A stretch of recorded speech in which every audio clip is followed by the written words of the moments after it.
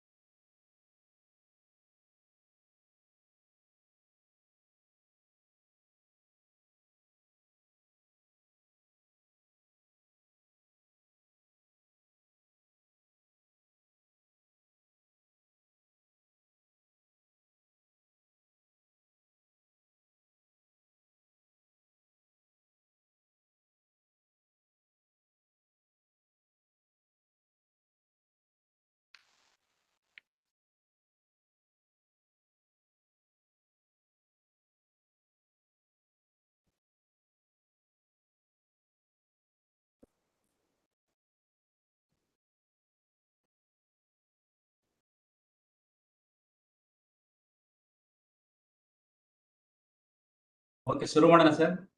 ಶುರು ಮಾಡೋಣ. So good evening everybody.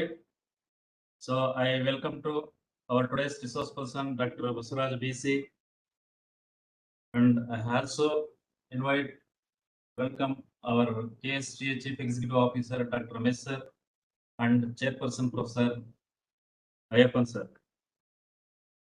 So today I give small introduction about Dr. Basavaraju BC. Working as a professor in the Department of Chemistry, Bangalore Institute of Technology since 18 years, and total experience of 25 years experience in teaching along with engineering chemistry, CET and NEET students across Karnataka. Dr. Basavaraju BC authored textbook of Basu Chandra Engineering Chemistry along with Dr. B.M. Chandrasekhara for first year engineering students. He has made many videos through his YouTube channel on many topics of chemistry education, economics, and social issues. So Basavaraj sir ಕೆಲವೊಂದು field ಆದಂತ ತಮ್ಮ YouTube channel ಮೂಲಕ ರಸಾಯನಶಾಸ್ತ್ರ, ಶಿಕ್ಷಣ, ಅರ್ಥಶಾಸ್ತ್ರ ಮತ್ತು ಸಾಮಾಜಿಕ ಸಮಸ್ಯೆಗಳ ಅನೇಕ ವಿಷಯಗಳ ಕುರಿತು ವಿಡಿಯೋ ಮುಖಾಂತರ ವಿದ್ಯಾರ್ಥಿಗಳಿಗೆ ಅರ್ಥೈಸುವಲ್ಲಿ ಒಂದು ಸಫಲರಾಗಿದ್ದಾರೆ ಅಂತ ಹೇಳುತ್ತಾ ಈ ಒಂದು ಕಾರ್ಯಕ್ರಮಕ್ಕೆ ಅವರನ್ನು ಆಹ್ವಾನಿಸುತ್ತಾ. Okay, thank you sir. Over to you. Okay. Good evening, everybody. Today we will have a discussion on use of electrochemical principles in understanding corrosion rate. ಅಂದ್ರೆ ನಮ್ಗೆಲ್ಲ ಗೊತ್ತಿದೆ ಮೆಟಲ್ಸ್ ಕರೋಷನ್ ಆಗುತ್ತೆ ಅಥವಾ ರಸ್ಟ್ ಹಿಡಿಯುತ್ತೆ. ಈ ಕೆಲವು ಮೆಟಲ್ಸ್ ಬೇಗ ರಸ್ಟ್ ಹಿಡಿಯುತ್ತೆ, ಕೆಲವು ನಿಧಾನಕ್ಕೆ ರಸ್ಟ್ ಹಿಡಿಯುತ್ತೆ, ಕೆಲವು ಮೆಟಲ್ಸ್ ರಸ್ಟ್ ಹಿಡಿಯಲ್ಲ, ಕರೋಷನ್ ಆಗಲ್ಲ. ಮತ್ತೆ ಇನ್ ಕೆಲವು ಮೆಟಲ್ಸ್, ಉದಾಹರಣೆಗೆ iron. When we take iron undergoes corrosion at a higher rate in a city like Mangalore or Mangaluru, whereas the same piece of iron undergoes corrosion at a lower rate in a city like Bangalore. ಅಂದ್ರೆ ಬೆಂಗಳೂರು ಅಂತ ಸಿಟಿನಲ್ಲಿ ಈಗ ಅದೇ ಒಂದು supposing iron ನಲ್ಲಿ ಮಾಡಿರುವಂತ chair ಇರ್ಬೋದು, ಅಥವಾ ಒಂದು ಅಲ್ಮೆರಾ ಇರ್ಬೋದು, ವಾಟ್ ಎವರ್ ಇಟ್ ಈಸ್, ಅಥವಾ ಯಾವುದೇ ಒಂದು ವೆಹಿಕಲ್ ಪಾರ್ಟ್ ಇರ್ಬೋದು. ಬೆಂಗಳೂರಲ್ಲಿ ನಿಧಾನ ಕರೋಷನ್ ಆಗೋದು, ಅದೇ ಮಂಗಳೂರಲ್ಲಿ ಸೇಮ್ ಐರನ್ ಚೇರು ಫಾಸ್ಟ್ ಆಗಿ ಕರೋಷನ್ ಆಗುತ್ತೆ. ಈ ರೀತಿ ಕರೋಷನ್ ಕೆಲವು ಕಡೆ ಫಾಸ್ಟ್ ಆಗೋದು, ಕೆಲವು ಕಡೆ ಸ್ಲೋ ಆಗೋದು, ಕೆಲವು ಸಿಚುಯೇಷನ್ ಅಲ್ಲಿ ಫಾಸ್ಟ್ ಆಗೋದು, ಸ್ಲೋ ಆಗೋದಕ್ಕೆ ವಾಟ್ ಆರ್ ದ ರೀಸನ್ಸ್, ಅದ್ರಲ್ಲಿ ಇರುವಂತ ಅದ್ರ ಹಿಂದೆ ಇರುವಂತ ಎಲೆಕ್ಟ್ರೋಕೆಮಿಕಲ್ ರೀಸನ್ಸ್ ಏನು ಅಂತ ಅರ್ಥ ಮಾಡ್ಕೊಳ್ಳೋಣ. Some of the reasons we try to understand in this session. Okay, so first we'll go step by step. First, in this session we understand why we need to know about corrosion, how dangerous corrosion is, in particularly in terms of economics, in terms of economy of the country, and why metals undergo corrosion, and how actually metals undergo corrosion. Then we take one or two to three cases where there is a direct influence of electrochemical principles on the rate of corrosion. Okay, first, throughout the world, 80 to 90% of metallic materials produced in the world is disposed by engineers. Andre, we use metals for various purposes. We know we use various metals for various purposes, and for that matter, all of us know that without metals we cannot imagine our modern day life. But these metals, for one or the other reason, tons and tons of the metallic parts are being disposed. That is, ಯಾವುದೋ ಒಂದು vehicle use ಮಾಡ್ತಾ ಇರ್ತೀವಿ, ಆ vehicle ಒಂದು 20 ವರ್ಷ ಆಗಿರುತ್ತೆ, 30 ವರ್ಷ ಆಗಿರುತ್ತೆ. So then we cannot use that vehicle beyond certain time. So ಆ ವೆಹಿಕಲ್ ಅದು ಸ್ಕ್ರಾಪ್ ಆಯ್ತು ಅಂತ ಹೇಳ್ತೀವಿ. That we will be disposing. That vehicle will be having 80% of the part of the vehicle is made by different metals, mainly iron and so many other different metals. So ಈ ರೀತಿ ಪ್ರತಿ ವರ್ಷ ನಾವು ಸುಮಾರು metals waste ಮಾಡ್ತಿರ್ತೀವಿ ಒಂದು ಕಡೆ. ಇನ್ನೊಂದು ಕಡೆ ನಾವು ಮೆಟಲ್ಸ್ನೇನು ಎಕ್ಸ್ಟ್ರಾಕ್ಟ್ ಮಾಡಿ, iron we extract iron from hematite, similarly we extract aluminium from alumina etcetera. So ಈ ಮೆಟಲ್ಸ್ ಎಕ್ಸ್ಟ್ರಾಕ್ಟ್ ಮಾಡ್ತೀವಿ ಬಿಕಾಸ್ ವಿ ನೀಡ್ ಮೆಟಲ್ಸ್. ನಮಗೆ ಮೆಟಲ್ಸ್ ಬೇಕು, ಅದಕ್ಕೆ ನಾವೇನ್ ಮಾಡ್ತೀವಿ, ಮೆಟಲ್ಸ್ನ ಅವುಗಳ ಓರ್ಗಳಿಂದ ಎಕ್ಸ್ಟ್ರಾಕ್ಟ್ ಮಾಡ್ತೀವಿ. ಬಟ್ ಈ ಮೆಟಲ್ಸ್ ಏನ್ ಮಾಡ್ತವೆ, ದೇ ಅಂಡರ್ಗೋ ಕರೋಷನ್. ಈ ತರ ಕರೋಷನ್ ಆಗೋದ್ರಿಂದ ಏನಾಗುತ್ತೆ, ನಾವು ಎಷ್ಟೊಂದು ಖರ್ಚು ಮಾಡಿರ್ತೀವಿ, we invest huge amount of money in extracting the metals from their ores, right? So that much money will be wasted. One thing. Another thing is metals corrosion ಆದಾಗ ಏನಾಗುತ್ತೆ ಅಂತಂದ್ರೆ, ಮೆಟಲ್ ಡೈರೆಕ್ಟ್ ಲಾಸ್ ಏನು, direct loss ನಾವು huge amount of money invest ಮಾಡಿರ್ತೀವಿ in order to extract metals from the respective ores, number one. Number two, indirectly ಈ ಮೆಟಲ್ಸ್ ಕರೋಷನ್ ಆಗ್ತಾ ಕೆಲವು various machineries in the industries, we use metals and inner parts of the machineries undergo corrosion.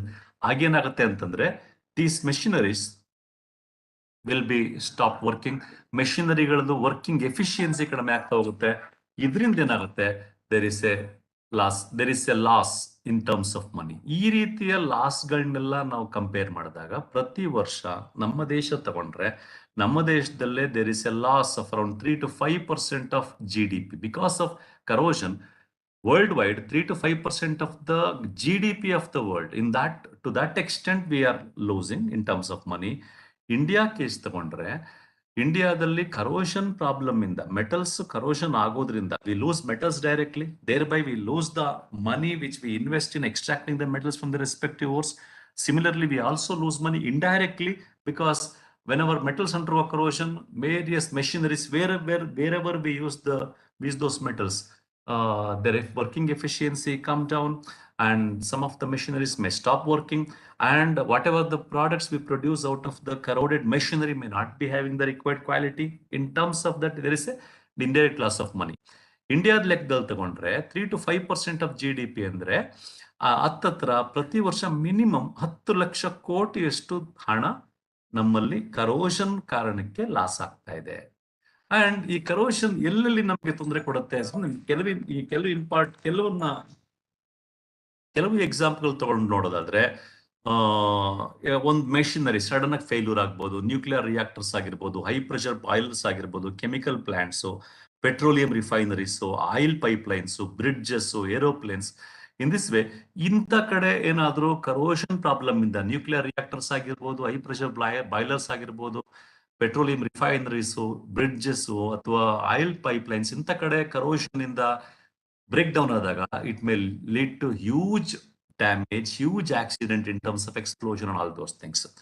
Sometimes this kind of corrosion may also lead to the loss of human life. There are a few examples where on metallic bridge ಒಳಗಡೆ metal corrosion ಆಗಿ bridge weak ಆಗಿ ಅದ್ರ ಮೇಲೆ vehicle pass ಆಗ್ತಿದ್ದಾಗ, ಒಂದು bus pass ಆಗ್ತಿದ್ದಾಗ corrosion, ಆ bridge break down ಆಗಿ many people died. Similarly, recently near Visakhapatnam, few years back, there was a gas pipeline leakage, and thereby the nearby village, all the houses there caught fire and all those things. In this way, this corrosion may also lead to loss of human life. So, economic loss ಅಷ್ಟೇ ಅಲ್ಲದೆ there may be a loss of human life also because of corrosion. ಹಾಗಾಗಿ we need to know about corrosion. We need to know about corrosion. ನಮಗೆ corrosion ಯಾಕಾಗತ್ತೆ, ಹೇಗಾಗತ್ತೆ corrosion, ಯಾಕೆ corrosion ಆಗುತ್ತೆ, ಮತ್ತೆ ಯಾವ್ಯಾವ ಟೈಮ್ನಲ್ಲಿ corrosion ಜಾಸ್ತಿ ಆಗುತ್ತೆ, ಕಡಿಮೆ ಆಗುತ್ತೆ, ಯಾವ್ಯಾವ ಕಾರಣಗಳಿಂದ ಕರೋಷನ್ ಜಾಸ್ತಿ ಆಗುತ್ತೆ, ಕಡಿಮೆ ಆಗುತ್ತೆ ಅನ್ನೋದು ಗೊತ್ತಿದ್ದಾಗ then we will be able to control corrosion to a greater extent. That's the reason better knowledge of corrosion can contribute to preventing and minimize the corrosion of metals. So overall, because corrosion is a big problem throughout the world, corrosion, because of corrosion, there is a loss, huge loss in terms of money. India itself is losing a minimum of 10 lakh crore rupees per annum out of corrosion. And the corrosion adaga, there may be huge danger also whenever corrosion occurs. Corrosion of the metallic parts occur in the case of nuclear reactors, high pressure boilers, chemical plants, etc. And that may lead to human loss also, loss of human life also. Therefore, we need to have a knowledge about corrosion. Corrosion yakagatte, hegagatte, what are all the factors which can either decrease or increase the rate of corrosion. Whenever we have this idea, we will be in a better position to control or to prevent the rate of corrosion or prevent the extent of corrosion. If not controlling the corrosion, stopping the corrosion completely, we can try to prevent the extent of corrosion occurring. So now we try to understand why metals undergo corrosion. ತುಂಬಾ easy ಇದು. ಈಗ ಉದಾಹರಣೆಗೆ ನಾವು ಒಂದು example ತಗೊಳ್ಳೋಣ. ನಮಗೆ ಗೊತ್ತಿದೆ iron is the metal which we use extensively, right, throughout the world. For that matter, ಒಂದು ದೇಶದಲ್ಲಿ ಎಷ್ಟು ಸ್ಟೀಲ್ ಬಳಕೆ ಮಾಡ್ತೀವಿ ಪರ್ ಕ್ಯಾಪಿಟ, ಪರ್ ಪರ್ಸನ್, ಅಥವಾ over all per capita consumption of steel, ಅಥವಾ ಓವರ್ ಆಲ್ ಆಗಿ ಒಂದು ದೇಶದಲ್ಲಿ ಎಷ್ಟು ಸ್ಟೀಲ್ ಬಳಸ್ತೀವಿ ಅನ್ನೋದ್ರ ಮೇಲೆ ಆ ದೇಶ ಡೆವಲಪಿಂಗ್ ಅಂತಾನು ಡಿಸೈಡ್ ಮಾಡ್ತಾರೆ. ಸೊ ನಮ್ಗೆ ಗೊತ್ತಿದೆ ಒಂದು ದೇಶ, ಕೆಲವು ದೇಶಗಳು ಡೆವಲಪ್ಡ್, ಅಭಿವೃದ್ಧಿ ಹೊಂದಿದ ದೇಶಗಳು, ಕೆಲವು ದೇಶಗಳು ಅಭಿವೃದ್ಧಿ ಹೊಂದುತ್ತಿರುವ ದೇಶಗಳು ಅಂತ ಕರಿತೀವಿ. ಡೆವಲಪ್ಡ್ ಅಂಡ್ ಡೆವಲಪಿಂಗ್ ಕಂಟ್ರೀಸ್ ಅಂತ ಕರಿತೀವಿ.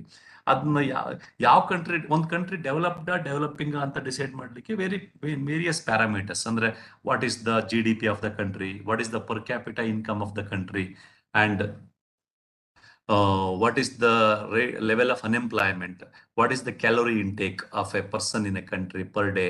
ಇವೆಲ್ಲ ಪ್ಯಾರಾಮೀಟರ್ಸ್ ಇದೆ. ಅದರೊಳಗಡೆ ಒಂದು ಪ್ಯಾರಾಮೀಟರ್ ಯಾವುದು ಅಂದ್ರೆ what is the per capita consumption of steel in the country. ಉದಾಹರಣೆಗೆ ಅಮೆರಿಕಾದಲ್ಲಿ per capita consumption of steel around 8,000 ಗಿಂತ ಜಾಸ್ತಿ, 8,000 kgs per person. Japan around 7,000 kgs per person. China nearly around 600 or 700 kgs per person. India maybe around 100 or 150 kgs per person. So in this way, iron is very important. So because usage of iron will also decide whether a country is developed or developing, because namಗೆಲ್ಲ ಗೊತ್ತಿದೆ iron or steel is being used extensively for the building of infrastructure in a country, for the building of infrastructure in a country. So ಇಲ್ಲಿ ನಮಗೆಲ್ಲ ಗೊತ್ತಿದೆ iron is extracted from hematite ore. All the metals are existing in the form of their compounds. These naturally existing compounds of the metals are called as the mineral from which a metal can be extracted economically and conveniently is called as ore. ಈಗ ನಮಗೆ haematite ನಿಂದ iron extract ಮಾಡ್ತೀವಿ. Haematite ಇಂದ iron extract ಮಾಡಬೇಕಾದ್ರೆ there are 3 steps. First, concentration, where we remove the impurities from the ore as much as possible. Then we extract metal from the iron from the hematite ore. Then we try to remove any other impurity still remaining along with the metal, that is refining ಅಂತ ಕರಿತೀವಿ. So ಯಾವುದೇ ಒಂದು metal ನ ಅದರ ಓರಿಂದ extract ಮಾಡುವಾಗ ನಾವು 3 step usually follow ಮಾಡ್ತೀವಿ: concentration, extraction and refining. So ನೀವು ನೆನಪಿಸ್ಕೊಂಡ್ರೆ, ನೀವು ಈ ಪ್ರೋಸೆಸ್ ಮೂಲಕ ಗೋತ್ರು ಮಾಡಿದಾಗ ಕಾನ್ಸಂಟ್ರೇಷನ್, ಎಕ್ಸ್ಟ್ರಾಕ್ಷನ್ ಅಂಡ್ ರಿಫೈನಿಂಗ್, ಈ ಪ್ರೋಸೆಸ್ ಮಾಡುವಾಗ ನಾವು ಯಾವುದೇ ಪ್ರೋಸೆಸ್ ನಲ್ಲಿ ಯಾವುದೇ ಮೆಟಲ್ ಆಗಿರಲಿ, we use huge amount of heat energy. ಕೆಲವು ಕಡೆ 3 ಸ್ಟೆಪ್ ಅಲ್ಲಿ ಯೂಸ್ ಮಾಡ್ತೀವಿ, ಇನ್ ಕೆಲವು ಕಡೆ 1 ಅಥವಾ 2 ಸ್ಟೆಪ್ ಅಲ್ಲಿ ಆದ್ರೂ huge amount of heat energy supply ಮಾಡಿ ಅದರ ಮೂಲಕ ನಾವು we extract hematite, iron from the hematite or any other metal from its respective ore. ಅಂದ್ರೆ ಅದಾದಾಗ ಏನಾಗುತ್ತೆ, usually the metal, finally whatever the metal we extract will be having high energy content compared to its respective ore. Metal ಹತ್ರ energy content ಅದರ ಓರ್ಗಿಂತ ಜಾಸ್ತಿ ಇರುತ್ತೆ. More is the energy content, less is the stability. So therefore usually metals are less stable compare to the respective ores. ನೀವು ಯಾವುದೇ ಒಂದು metal ನ ತಗೊಂಡಾಗ ಆ ಮೆಟಲ್ಗಳು ಅವುಗಳ ಓರ್ಗಳಿಗಿಂತ ಕಡಿಮೆ ಸ್ಟೇಬಲ್ ಆಗಿರ್ತವೆ. ಅಂಡ್ ಯಾವಾಗ ಮೆಟಲ್ ಕಡಿಮೆ ಸ್ಟೆಬಿಲಿಟಿ ಇರುತ್ತೋ ಅದಕ್ಕೆ it will be having a tendency to become more stable. In order to become more stable, it wants to go back to its compound state. Andre metallic compounds are basically more stable than the respective metals. That's the reason all the metals except noble metals like gold, platinum, silver, all the other metals will be having the tendency to go back to their compound state. So that's the reason, except noble metals, all the other metals are existed in the form of their compounds. Clear? No, therefore, naven martivi, we use so many techniques, so many steps in order to convert the ore into the metal, in order to extract metal from its respective ore. Adre ಆ metal ಏನಾಗಿದೆ, because it is having less stability, ಆ metal opportunity ಸಿಕ್ಕಿದ ತಕ್ಷಣ ಏನ್ ಮಾಡುತ್ತೆ, it will interact with the atmospheric air and moisture and get converted back into its compound state. So ಹಾಗಾದಾಗ ಏನಾಗುತ್ತೆ, we lose the metal. This is what we call as corrosion. This is what we call as corrosion. So metals are basically less stable compared to the respective compounds. Therefore, whenever they get an opportunity, they react with the atmospheric air and moisture and go back to their compound state. Thereby we lose the metals. That is what we call as corrosion. And ಯಾವುದೇ ಒಂದು metallic piece ತಗೊಂಡಾಗ, the metallic atoms present at the surface of the metallic piece will be interacting with the surrounding air and moisture, right? So therefore, when suppose you take a metal, suppose ಇಲ್ಲಿ ಈ ಚಿತ್ರದಲ್ಲಿ ಕಾಣಿಸ್ತಾ ಇರುವಂತ ಒಂದು ಇದನ್ನ iron metal piece ಅಂತಾನೆ ಅನ್ಕೊಳ್ಳೋಣ. ಇಲ್ಲಿ ಲಕ್ಷಾಂತರ ಕೋಟ್ಯಾಂತರ ಐರನ್ ಆಟಮ್ಸ್ ಇರ್ತದೆ, ಆದ್ರೆ ಹೊರಗಡೆ ಸರ್ಫೇಸ್ ಅಲ್ಲಿ ಇರ್ತಕ್ಕಂಥ ಐರನ್ ಆಟಮ್ಸ್ ಮಾತ್ರ they interact with the surrounding air and moisture. So therefore, only the surface iron atoms will interact with the surface air and moisture, forming ferric oxide or the rust, what we call as compound of the metal. Hagagi, we lose the metal at the surface in the beginning. Therefore, we say corrosion is a surface phenomenon. So therefore, corrosion, metals yake corrosion agutte, because metals want to become more stable. They can become more stable by going back to their compound state, by becoming their compounds. So therefore, all the metals except noble metals, whenever they get an opportunity, they interact with the surrounding air and moisture and they go back to their compound state. Thereby, these metallic atoms become their metallic compounds. Thereby, we lose the metals. This loss of metal is what we call as corrosion. And this loss of metal occurs at the surface because when you take any metallic article, the metal atoms at the surface only will be in contact with the air and moisture. So therefore, the surface metal atoms interact with the air and moisture and become their respective metallic compounds, and thereby we lose the metal. Therefore, we say corrosion occurs at the surface. Therefore, we say corrosion is a surface phenomenon. If it is iron atoms interact with air and moisture, forming iron oxide, that is ferric oxide. If it is aluminum, it interacts with the air and moisture, forming aluminum oxide. If it is zinc, it forms zinc oxide, and so on. Clear? No. So this is what the reason. All metals except noble metals, because all the metals except noble metals are generally reactive in nature. Therefore, the moment they get an opportunity, they react with the surrounding air and moisture. Okay. Illenakkade, if the metallic atoms, therefore corrosion is nothing but the loss or destruction of the metal occurring at the surface due to chemical or electrochemical reaction between the metallic surface and the surrounding environment. ಇದನ್ನ ನಾವು corrosion ಅಂತ ಕರಿತೀವಿ. ಆಯ್ತಾ? ಅಂದ್ರೆ corrosion ಅಂದ್ರೆ loss or destruction of the metal loss ಆಗುತ್ತೆ ಇಲ್ಲ ಹಾಳಾಗುತ್ತೆ because of the chemical ಅಥವಾ electrochemical reaction between the metallic surface and the surrounding environment. So ಇಲ್ಲೇನ್ ಬಂತು ನಮಗೆ, ಈ ಮೆಟಲ್ ಸರ್ಫೇಸ್ ಅಲ್ಲಿರುವಂತ metal atoms air and moisture ಜೊತೆ ಕೆಮಿಕಲ್ ರಿಯಾಕ್ಷನ್ ಆಗ್ಬೋದು ಅಥವಾ ಎಲೆಕ್ಟ್ರೋಕೆಮಿಕಲ್ ರಿಯಾಕ್ಷನ್ ಆಗ್ಬೋದು. ಅಕಸ್ಮಾತ್ ಯಾವುದೇ ಮೆಟಲ್ ಆಟಮ್ಸ್ ಸುತ್ತ ಇರುವಂತ ಏರು ಮತ್ತೆ ವಾಟರ್ ಜೊತೆ ಮಾಯಿಶ್ಚರ್ ಜೊತೆ ಕೆಮಿಕಲ್ ರಿಯಾಕ್ಷನ್ ಆಗೋದ್ರ ಮೂಲಕ ಅದು ಕರೋಷನ್ ಆದ್ರೆ, ಕಾಂಪೌಂಡ್ ಆಗಿ ಕನ್ವರ್ಟ್ ಆದ್ರೆ, ಅದನ್ನ ನಾವು ಕೆಮಿಕಲ್ ಕರೋಷನ್ ಅಥವಾ ಡ್ರೈ ಕರೋಷನ್ ಅಂತ ಕರಿತೀವಿ. ಅದೇ ಏನಾದ್ರೂ ಯಾವ್ದಾದ್ರು ಮೆಟಾಲಿಕ್ ಆಟಮ್ ಸುತ್ತ ಇರುವಂತ ಏರ್ ಅಂಡ್ ಮಾಯಿಶ್ಚರ್ ಜೊತೆ ಎಲೆಕ್ಟ್ರೋಕೆಮಿಕಲ್ ರಿಯಾಕ್ಷನ್ ಮೂಲಕ ಅದು ಕರೋಷನ್ ಆದ್ರೆ ಅಥವಾ ಕಾಂಪೌಂಡ್ ಆಗಿ ಕನ್ವರ್ಟ್ ಆದ್ರೆ, ಅದನ್ನ ನಾವು ಎಲೆಕ್ಟ್ರೋಕೆಮಿಕಲ್ ಕರೋಷನ್ ಅಥವಾ ವೆಟ್ ಕರೋಷನ್ ಅಂತ ಕರಿತೀವಿ. ಸೊ ದೇರ್ಫೋರ್ ನಮ್ಗೆ ಏನ್ ಗೊತ್ತಾಯ್ತು ಈಗ, ಮೆಟಲ್ಸ್ ಯಾಕೆ ಕರೋಷನ್ ಆಗುತ್ತೆ ಅಂತ ಗೊತ್ತಾಯ್ತು.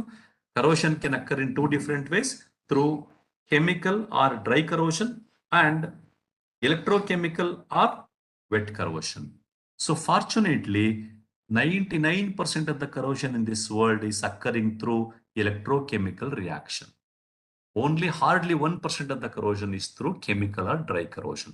ಯಾಕೆ ಅಂತಂದ್ರೆ ನಾವು ಯಾವುದೇ ಒಂದು ಮೆಟಲ್ ಆರ್ಟಿಕಲ್ಸ್, ಒಂದು ಈಗ ವೆಹಿಕಲ್ ಎಂಜಿನ್ ಪಾರ್ಟ್ಸ್ ಆಗಿರ್ಬೋದು, ಒಂದು ಚೇರ್ ಆಗಿರ್ಬೋದು, ಒಂದು ಡೆಸ್ಕ್ ಆಗಿರ್ಬೋದು, ಒಂದು ಟೇಬಲ್ ಆಗಿರ್ಬೋದು, ಒಂದು ರೆಫ್ರಿಜರೇಟರ್ ಆಗಿರ್ಬೋದು, ಯಾವಾಗ್ಲೂ ಈಗ ಬಾಡಿ ಆಫ್ ದ ರೆಫ್ರಿಜರೇಟರ್ ತಗೊಳ್ಳಿ ಅಥವಾ ಬಾಡಿ ಆಫ್ ದ ಕಾರ್ ತಗೊಳ್ಳಿ, ವಾಟ್ ಎವರ್ ಇಟ್ ಈಸ್, ಅಲ್ಲಿ ಯಾವಾಗ್ಲೂ ಏರ್ ಅಂಡ್ ಮಾಯಿಶ್ಚರ್ ಜೊತೆ ಕಾಂಟ್ಯಾಕ್ಟ್ ಅಲ್ಲಿ ಇದ್ದೇ ಇರುತ್ತೆ ಅಲ್ವಾ.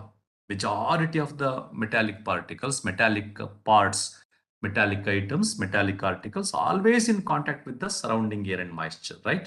ಹಂಗಿದ್ದಾಗ ಏನ ಕರೆಂಟಾಟಿಕ್ ಏರ್ ಅಂಡ್ ಮಾಯಿಶ್ಚರ್ ಜೊತೆ ಕಾಂಟ್ಯಾಕ್ಟಿಗೆ ಬಂದ ತಕ್ಷಣ ರಿಯಾಕ್ಷನ್ ಆಗಿ ಕರೋಷನ್ ಆಗಂಗಿದ್ದಿದ್ರೆ ನಮಗೆ ಮೆಟಲ್ಸ್ ಗಳನ್ನ ಯೂಸ್ ಮಾಡೋದೇ ಕಷ್ಟ ಆಗ್ತಿತ್ತು. Fortunately metals normal atmospheric conditions ಏನಿದೆ, that energy condition is not sufficient for the metals to undergo chemical reaction with the surrounding air and moisture. ಹಾಗಾಗಿ throughout the world, whatever the corrosion occurs, 99% of the corrosion occurs through electrochemical or wet corrosion only. ಹಾಗಾದ್ರೆ ನಮಗೆ ಒಂದು question ಬರುತ್ತೆ, electrochemical corrosion ಆಗುತ್ತೆ ಅನ್ನೋಂಗಿದ್ರೆ electrochemical reaction ಆಗ್ಬೇಕಾದ್ರೆ metal surface ಮೇಲೆ anode ಇರಬೇಕು, cathode ಇರ್ಬೇಕಲ್ವಾ. Anode cathode ಇದ್ರೆ ಮಾತ್ರ ಎಲೆಕ್ಟ್ರೋಕೆಮಿಕಲ್ ರಿಯಾಕ್ಷನ್ ಆಗೋದು. ಆನೋಡಲ್ ಆಕ್ಸಿಡೇಷನ್, ಕ್ಯಾಥೋಡಲ್ ರಿಡಕ್ಷನ್ ಆಗೋದು. ಹಾಗಾದ್ರೆ ಮೆಟಲ್ ಸರ್ಫೇಸ್ಗಳ ಮೇಲೆ, ಯಾವುದೇ ಮೆಟಲ್ಗಳ ಸರ್ಫೇಸ್ಗಳ ಮೇಲೆ ಆನೋಡು ಮತ್ತೆ ಕ್ಯಾಥೋಡ್ಗಳು ಹೇಗೆ ಫಾರ್ಮ್ ಆಗುತ್ತೆ? ನಾವಲ್ಲೇನು ಕರೆಂಟ್ ಕನೆಕ್ಟಿವಿಟಿ ಕೊಟ್ಟಿರಲ್ಲ, ಹಾಗಿದ್ರೂ ಹೇಗೆ ಫಾರ್ಮ್ ಆಗುತ್ತೆ? Very simple. Reason is because generally call it as metallic surfaces are heterogeneous in nature. ಅಂದ್ರೆ ಒಂದು ಮೆಟಲ್ ಸರ್ಫೇಸ್ ತಗೊಂಡಾಗ ಒಂದೇ ತರ ಇರಲ್ಲ, ಹೋಮೋಜಿನಿಯಸ್ ಆಗಿರಲ್ಲ, ಹೆಟ್ರೋಜಿನಿಯಸ್ ಆಗಿರುತ್ತೆ. ಇದ್ರ ಅರ್ಥ ಏನು ಹೆಟ್ರೋಜಿನಿಯಸ್ ಅಂದ್ರೆ? ಈಗ ಉದಾಹರಣೆಗೆ ನಾವು ಈ ಆಫೀಸ್ಗಳಲ್ಲಿ, ಕಾಲೇಜ್ಗಳಲ್ಲಿ ನೋಟಿಸ್ ಬೋರ್ಡ್ ನೋಡಿರ್ತೀರಾ ನೀವು. ಆ ನೋಟಿಸ್ ಬೋರ್ಡ್ ಅಲ್ಲಿ ಬೇರೆ ಬೇರೆ ನೋಟಿಸ್ಗಳನ್ನ ಅಂಟಿಸ್ಲಿಕ್ಕೆ ಏನ್ ಮಾಡ್ತಾರೆ, ಪಿನ್ ಯೂಸ್ ಮಾಡ್ತಾರಲ್ವಾ. ನೋಟಿಸ್ ಬೋರ್ಡ್ ಪಿನ್ಗಳು, ಮೆಟಲ್ ಪಿನ್, ಆ ಪಿನ್ ಅನ್ನ ಚುಚ್ಚಿರ್ತಾರೆ, the pick the pin there. So ಅಲ್ಲಿ ಚುಚ್ಚಿದಾಗ ಏನಾಗುತ್ತೆ, ಆ ಅರ್ಧದಷ್ಟು ಪಿನ್ನು ಆ ನೋಟಿಸ್ ಬೋರ್ಡ್ ಒಳಗಡೆ ಚುಚ್ಚಿರುತ್ತೆ, ಇನ್ನು ಅರ್ಧ ಆಚೆ ಇರುತ್ತೆ. ಹಾಗೇನಾಯ್ತು, ಸೇಮ್ ಪಿನ್ನು, ಸೇಮ್ ಸರ್ಫೇಸು, ಆದ್ರೆ ಅರ್ಧದಷ್ಟು ಪಿನ್ ಏನಾಗಿದೆ, ಹೊರಗಡೆ ಇರೋ ಪಾರ್ಟು ಅಟ್ಮಾಸ್ಫಿರಿಕ್ ಏರ್ ಜೊತೆ ಕಾಂಟ್ಯಾಕ್ಟ್ ಅಲ್ಲಿದೆ. ಇನ್ನರ್ಧದಷ್ಟು ಪಾರ್ಟ್ ಒಳಗಡೆ ಚುಚ್ಚಿರುತ್ತಲ್ಲ, ಅದು ಅಟ್ಮಾಸ್ಫಿರಿಕ್ ಏರ್ ಜೊತೆ ಕಾಂಟ್ಯಾಕ್ಟ್ ಅಲ್ಲಿ ಇರಲ್ಲ. ಸೊ ಸೇಮ್ ಸರ್ಫೇಸು, ಆದ್ರೆ a part of the surface is in contact with the atmospheric air, whereas other part of the surface is not in contact with the atmospheric air. So there is a heterogeneity, there is a difference, right? The entire surface is not homogeneous, it's heterogeneous, right? In this way, ಅದೇ ತರ ನಾವು inner parts, ತುಂಬಾ ಮೆಷಿನರಿಗಳು, ಎಂಜಿನ್ಗಳೆಲ್ಲ ತಗೊಂಡಾಗ inner part of the engine, inner part of the ಮೆಷಿನರಿಗೆ air supply ಜಾಸ್ತಿ ಇರಲ್ಲ. So same part, same metal, ಹೊರಗಡೆ ಇರೋ ಪಾರ್ಟ್ಗೆ ಏರ್ ಸಪ್ಲೈ ಇರುತ್ತೆ, ಒಳಗಡೆ ಇರೋ ಪಾರ್ಟ್ಗೆ ಏರ್ ಸಪ್ಲೈ ಇರಲ್ಲ. So this is also heterogeneity, right? ಅದೇ ರೀತಿ ನೀವೊಂದು ಮೆಟಲ್ ರಾಡ್ ತಗೊಳ್ಳಿ, ಮೆಟಲ್ ರಾಡ್ ತಗೊಂಡು ಬೆಂಡ್ ಮಾಡಿ, ಎಲ್ಲಿ ಬೆಂಡ್ ಮಾಡ್ತೀರೋ ಅಲ್ಲಿ ನೀವು ಪ್ರೆಷರ್ ಅಪ್ಲೈ ಮಾಡಿರ್ತೀರಾ. So therefore the metallic atoms under that part of bend will be under stress. Remaining area ಏನಾಗಿರುತ್ತೆ, ಸ್ಟ್ರೆಸ್ ಇರಲ್ಲ. ಇನ್ this way metallic surface is heterogeneous. ಈಗ ನಾವು ಅಬ್ಸರ್ವ್ ಮಾಡೋ ಕರೋಷನ್ದಲ್ಲಿ 95% of electrochemical corrosion occurs because of the difference in concentration of air on the surface of the metal. ನಾನು ಹೇಳಿದೆ ಅಲ್ವಾ, ಒಂದು ಗುಂಡ್ ಪಿನ್ ನೀವು ಚುಚ್ಚಿದ್ದಾಗ ನೋಟಿಸ್ ಬೋರ್ಡ್ಗೆ ಒಂದು ಪಾರ್ಟ್ ಒಳಗಡೆ ಚುಚ್ಚಿರೋದಕ್ಕೆ ಏರ್ ಸಪ್ಲೈ ಇರಲ್ಲ, ಆಚಿರೋದಕ್ಕೆ ಏರ್ ಸಪ್ಲೈ ಇರುತ್ತೆ. ಏರ್ ಅಂದ್ರೆ oxygen, oxygen is more electronegative, right? Therefore it is able to attract the electrons towards itself with more capability. ಹಾಗಾಗಿ ಯಾವ ಪಾರ್ಟ್ ಆಚೆ ಇರುತ್ತೋ ಆ ಗುಂಡ್ ಪಿನ್ ನಲ್ಲಿ, that part becomes cathodic, because cathode is associated with the reduction. Reduction is nothing but acceptance of electrons, addition of electrons. Therefore ಹೊರಗಡೆ ಇರುವಂತ ಗುಂಡ್ ಪಿನ್ನಿನ ಪಾರ್ಟ್ಗೆ ಏರ್ ಸಪ್ಲೈ ಜಾಸ್ತಿ ಇರುತ್ತೆ, ದಟ್ ಬಿಕಮ್ಸ್ ಕ್ಯಾಥೋಡಿಕ್. ಅದೇ ಒಳಗಡೆ ಇರುವಂತ ಗುಂಡ್ ಪಿನ್ನಿನ ಪಾರ್ಟ್ ಏರ್ ಸಪ್ಲೈ ಇರಲ್ಲ, therefore that part can easily lose the electrons, so therefore that part become anodic. In this way, because of the way we use the metals, metal surfaces becomes heterogeneous. Some part of the metal may be exposed to more air, other part of the metal may exposed to less air. The part of the metal exposed to less air becomes anodic, other part becomes cathodic. Similarly, one part of the metal may be under the stress compared to other part. So stressed part becomes anodic because when the stress is there, atomic arrangement is slightly disturbed. Therefore, atoms get excited. They can easily lose the electrons there. Therefore, that part becomes anodic, whereas the adjacent parts become cathodic. In this way, Because of the way we use the metals, the metallic surface becomes heterogeneous. Therefore, there will be a formation of anodic and cathodic areas. In this way, there will be a formation of one anode, one cathode, one galvanic cell. So therefore, in this way, throughout the surface of the metal, there will be a formation of large number of galvanic cells, minute galvanic cells in the surface of the metal. ನಾವು corrosion ಹೆಂಗಾಗುತ್ತೆ ಅನ್ನೋದನ್ನ ಒಂದು ಗ್ಯಾಲ್ವಾನಿಕ್ cell example ತಗೊಂಡು ಅರ್ಥ ಮಾಡ್ಕೊಳ್ಳೋಣ. ಒಂದು ಗ್ಯಾಲ್ವಾನಿಕ್ cell ಅಂದ್ರೆ ಒಂದು anode ಒಂದು ಕ್ಯಾಥೋಡ್. ಈ ರೀತಿ through out the metal large ಇರುತ್ತೆ. ಸೊ ಅಲ್ಲೇನಾಗುತ್ತೆ, ಒಂದು ಗ್ಯಾಲ್ವಾನಿಕ್ ಸೆಲ್ ಫಾರ್ಮ್ ಆದ ತಕ್ಷಣ ಒಂದು ಆನೋಡ್ ಒಂದು ಕ್ಯಾಥೋಡ್. ಆನೋಡಿಕ್ ಏರಿಯಾ, ಆನೋಡ್ ಅಂದ ತಕ್ಷಣ anode always undergoes oxidation. At the anodic area, ಇದನ್ನ ಆನೋಡಿಕ್ ಏರಿಯಾ ಅಂತ ತಗೊಳ್ಳೋದಾದ್ರೆ ಇಲ್ಲಿ ಎಲ್ಲಿ ಆನೋಡಿಕ್ ಏರಿಯಾ ಫಾರ್ಮ್ ಆಗುತ್ತೋ ಅಲ್ಲಿರುವಂತ ಐರನ್ ಆಟಮ್ಸ್ ಎಲ್ಲ they undergo oxidation, forming iron ions along with the release of electrons.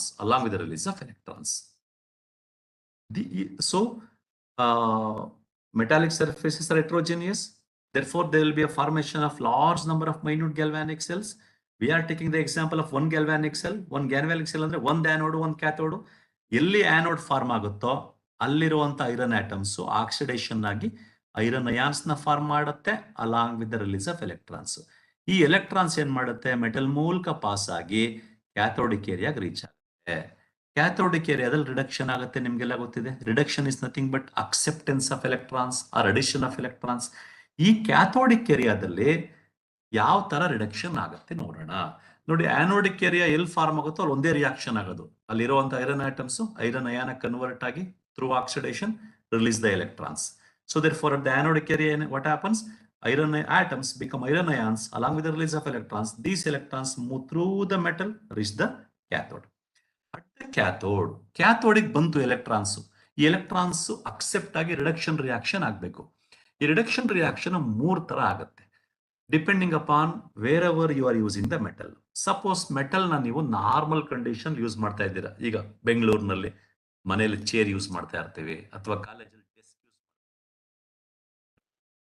Table use ಮಾಡ್ತಿರ್ತೀವಿ. ಇಲ್ಲಿ ಯೂಸ್ ಮಾಡ್ತಿರುವಾಗ ನಾರ್ಮಲ್ ಕಂಡೀಷನ್, ಸುತ್ತ ಏರ್ ಇದೆ, ಮಾಯಿಶ್ಚರ್ ಇದೆ. ಅಂದ್ರೆ the medium is aerated and neutral, ಅಸಿಡಿಕ್ಕೂ ಅಲ್ಲ ಬೇಸಿಕ್ಕೂ ಅಲ್ಲ.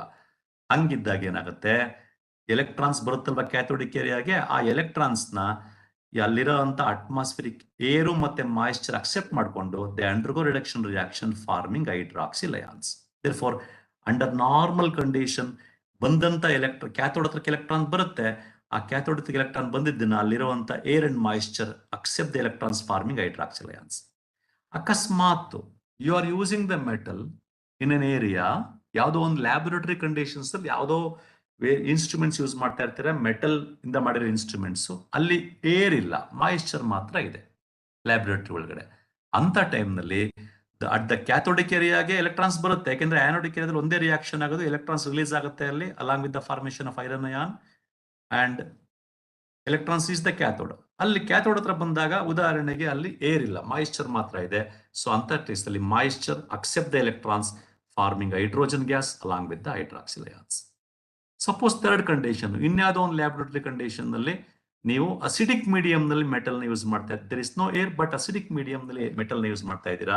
ಅಸಿಡಿಕ್ ಮೀಡಿಯಂ ಅಂದಾಗ ನಿಮ್ಗೆಲ್ಲ ಗೊತ್ತಿದೆ, ಹೈಡ್ರೋಜನ್ ಅಯಾನ್ಸ್ ಇರುತ್ತೆ. ಈ ಹೈಡ್ರೋಜನ್ ಅಯಾನ್ಸ್ ಕ್ಯಾಥೋಡಿಕ್ ಏರಿಯಾದಲ್ಲಿ ಇರುವಂತಹ ಹೈಡ್ರೋಜನ್ ಅಯಾನ್ಸ್ ಎಲೆಕ್ಟ್ರಾನ್ಸ್ ನ ಅಕ್ಸೆಪ್ಟ್ ಮಾಡ್ಕೊಂಡು ಹೈಡ್ರೋಜನ್ ಗ್ಯಾಸ್ ನ ಫಾರ್ಮ್ ಮಾಡುತ್ತೆ. Therefore basically the way you use the metals, metallic surface become heterogeneous. That means that lead to the formation of large number of minute galvanic cells. We are taking the example of one galvanic cell. One galvanic cell means one anodic area, one cathodic area. Wherever the cathodic area is formed, only one reaction, that is iron atoms present there. Iron atoms ಆಗ್ಬೋದು, aluminium ಆಗಿದ್ರೆ aluminium atoms ಆಗ್ಬೋದು, zinc ಆಗಿದ್ರೆ zinc atoms ಆಗ್ಬೋದು. Those undergo oxidation forming iron ions along with the release of electrons. Electrons ಏನ್ ಮಾಡುತ್ತೆ, metal ಮೂಲಕ pass ಆಗಿ cathode reach ಆಗುತ್ತೆ. ಕ್ಯಾಥೋಡ್ ಅಲ್ಲಿ ಮೂರ್ ತರ ರಿಡಕ್ಷನ್ ಆಗುತ್ತೆ. ಒಂದು ಕ್ಯಾಥೋಡ್ ಅಲ್ಲಿ ನಾರ್ಮಲ್ ಕಂಡೀಷನ್ ಅಲ್ಲಿ ಏರ್ ಅಂಡ್ ಮಾಯಿಶ್ಚರ್ ಇರುತ್ತೆ, ಅಸಿಡಿಕ್ ಅಲ್ಲ ಬೇಸಿಕ್ ಅಲ್ಲ. ಅಂತ ಕಡೆ ಏರ್ ಮಾಯಿಶ್ಚರ್ ಎರಡು ಸೇರಿಕೊಂಡು ಆ ಬಂದಂತ ಎಲೆಕ್ಟ್ರಾನ್ಸ್ ರಿಯಾಕ್ಟ್ ಆಗಿ ಹೈಡ್ರಾಕ್ಸಿಲ್ ಅಯಾನ್ಸ್ ಫಾರ್ಮ್ ಮಾಡುತ್ತೆ. Suppose at the cathode only moisture is there, no air. In that case, the moisture, water molecules accept the electrons forming hydrogen gas and hydroxyl ions. And if at the cathodic area only hydrogen ions are there, it's completely acidic medium you are using the metal. In that case, hydrogen ions accept the electrons forming hydrogen gas. So ಈ ರೀತಿ 3 possible reactions cathode ಹತ್ರ ಆಗುತ್ತೆ. ಈ 3 possible reactions ನಲ್ಲಿ 99.99% of the cases reaction occurs is first case. ಯಾಕೆಂದ್ರೆ ನಾವು metal ನ ಸಾಮಾನ್ಯವಾಗಿ ಮೆಟಲ್ ಆಗಿ any metal article we use in the normal condition wear atmosphere air moisture ಇರ್ತದೆ.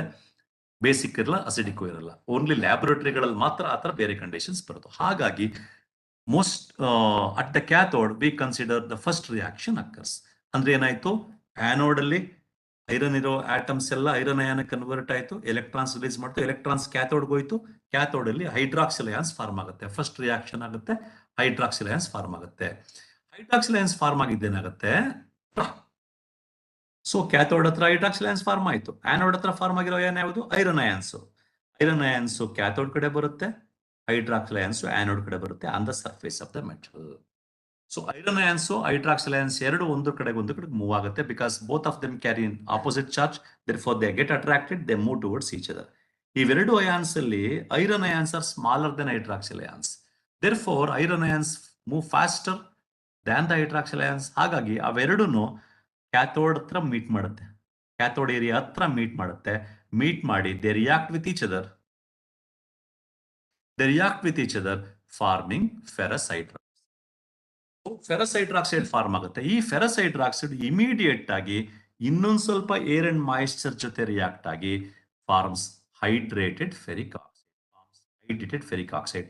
ಇದನ್ನೇ ನಾವು ರಸ್ಟ್ ಅಂತ ಕರಿತೀವಿ. It is also called as corrosion product. So ಈಗ ಅರ್ಥ ಮಾಡ್ಕೊಳ್ಳಿ ಏನಾಯ್ತು, ಆನೋಡ್ ಅಲ್ಲಿ ಆನೋಡಿಕ್ ಏರಿಯಾ ಎಲ್ಲಿ ಫಾರ್ಮ್ ಆಯ್ತು ಅಲ್ಲಿರುವಂತ ಐರನ್ ಆಟಮ್ಸ್ ಎಲ್ಲ ಐರನ್ ಅಯಾನ್ ಕನ್ವರ್ಟ್ ಆಗಿ ಎಲೆಕ್ಟ್ರಾನ್ ರಿಲೀಸ್ ಮಾಡ್ತು. ಎಲೆಕ್ಟ್ರಾನ್ಸ್ ಮೆಟಲ್ ಮೂಲಕ ಪಾಸ್ ಆಗಿ ಕ್ಯಾಥೋಡ್ ರೀಚ್ ಆಯ್ತು. ಕ್ಯಾಥೋಡ್ ಹತ್ರ ಎಲೆಕ್ಟ್ರಾನ್ಸ್ ಏರ್ ಮತ್ತೆ ಮಾಯಿಶ್ಚರ್ ಜೊತೆ ರಿಯಾಕ್ಟ್ ಆಗಿ ಹೈಡ್ರಾಕ್ಸಿಲ್ ಅಯಾನ್ಸ್ ಫಾರ್ಮ್ ಮಾಡ್ತು. ಈ ಹೈಡ್ರಾಕ್ಸಿಲ್ ಅಯಾನ್ಸ್ ಫಾರ್ಮ್ ಆಯ್ತು, ಐರನ್ ಅಯಾನ್ಸ್ ಆನೋಡಲ್ ಫಾರ್ಮ್ ಆಯ್ತು. ಎರಡು ಆಪೋಸಿಟ್ ಚಾರ್ಜ್ ಇರೋದ್ರಿಂದ ಎರಡು ಒಂದ್ರ ಕಡೆ ಒಂದಕ್ಕೆ ಮೂವ್ ಆಗ್ತಾ ಹೋಗುತ್ತೆ ಎಲ್ಲಿ ಮೆಟಲ್ ಸರ್ಫೇಸ್ ಮೇಲೆ. ಸೊ ಎರಡು ಒಂದಕ್ಕೊಂದಕ್ಕೆ ಮೂವ್ ಆಗೋದ್ರಿಂದ ಇಲ್ಲಿ ಐರನ್ ಅಯಾನ್ಸ್ ಸ್ಮಾಲ್ ಆಗಿರೋದ್ರಿಂದ ಫಾಸ್ಟ್ ಮೂವ್ ಆಗುತ್ತೆ. Therefore both hydroxyl ions and iron ions ಎಲ್ಲಿ ಮೀಟ್ ಮಾಡುತ್ತೆ, near the cathode on the surface of the metal meet ಮಾಡ್ತವೆ. ಮೀಟ್ ಮಾಡಿ ರಿಯಾಕ್ಟ್ ಆಗ್ಬಿಟ್ಟು ಫೆರಸ್ ಹೈಡ್ರಾಕ್ಸೈಡ್ ಫಾರ್ಮ್ ಆಗುತ್ತೆ.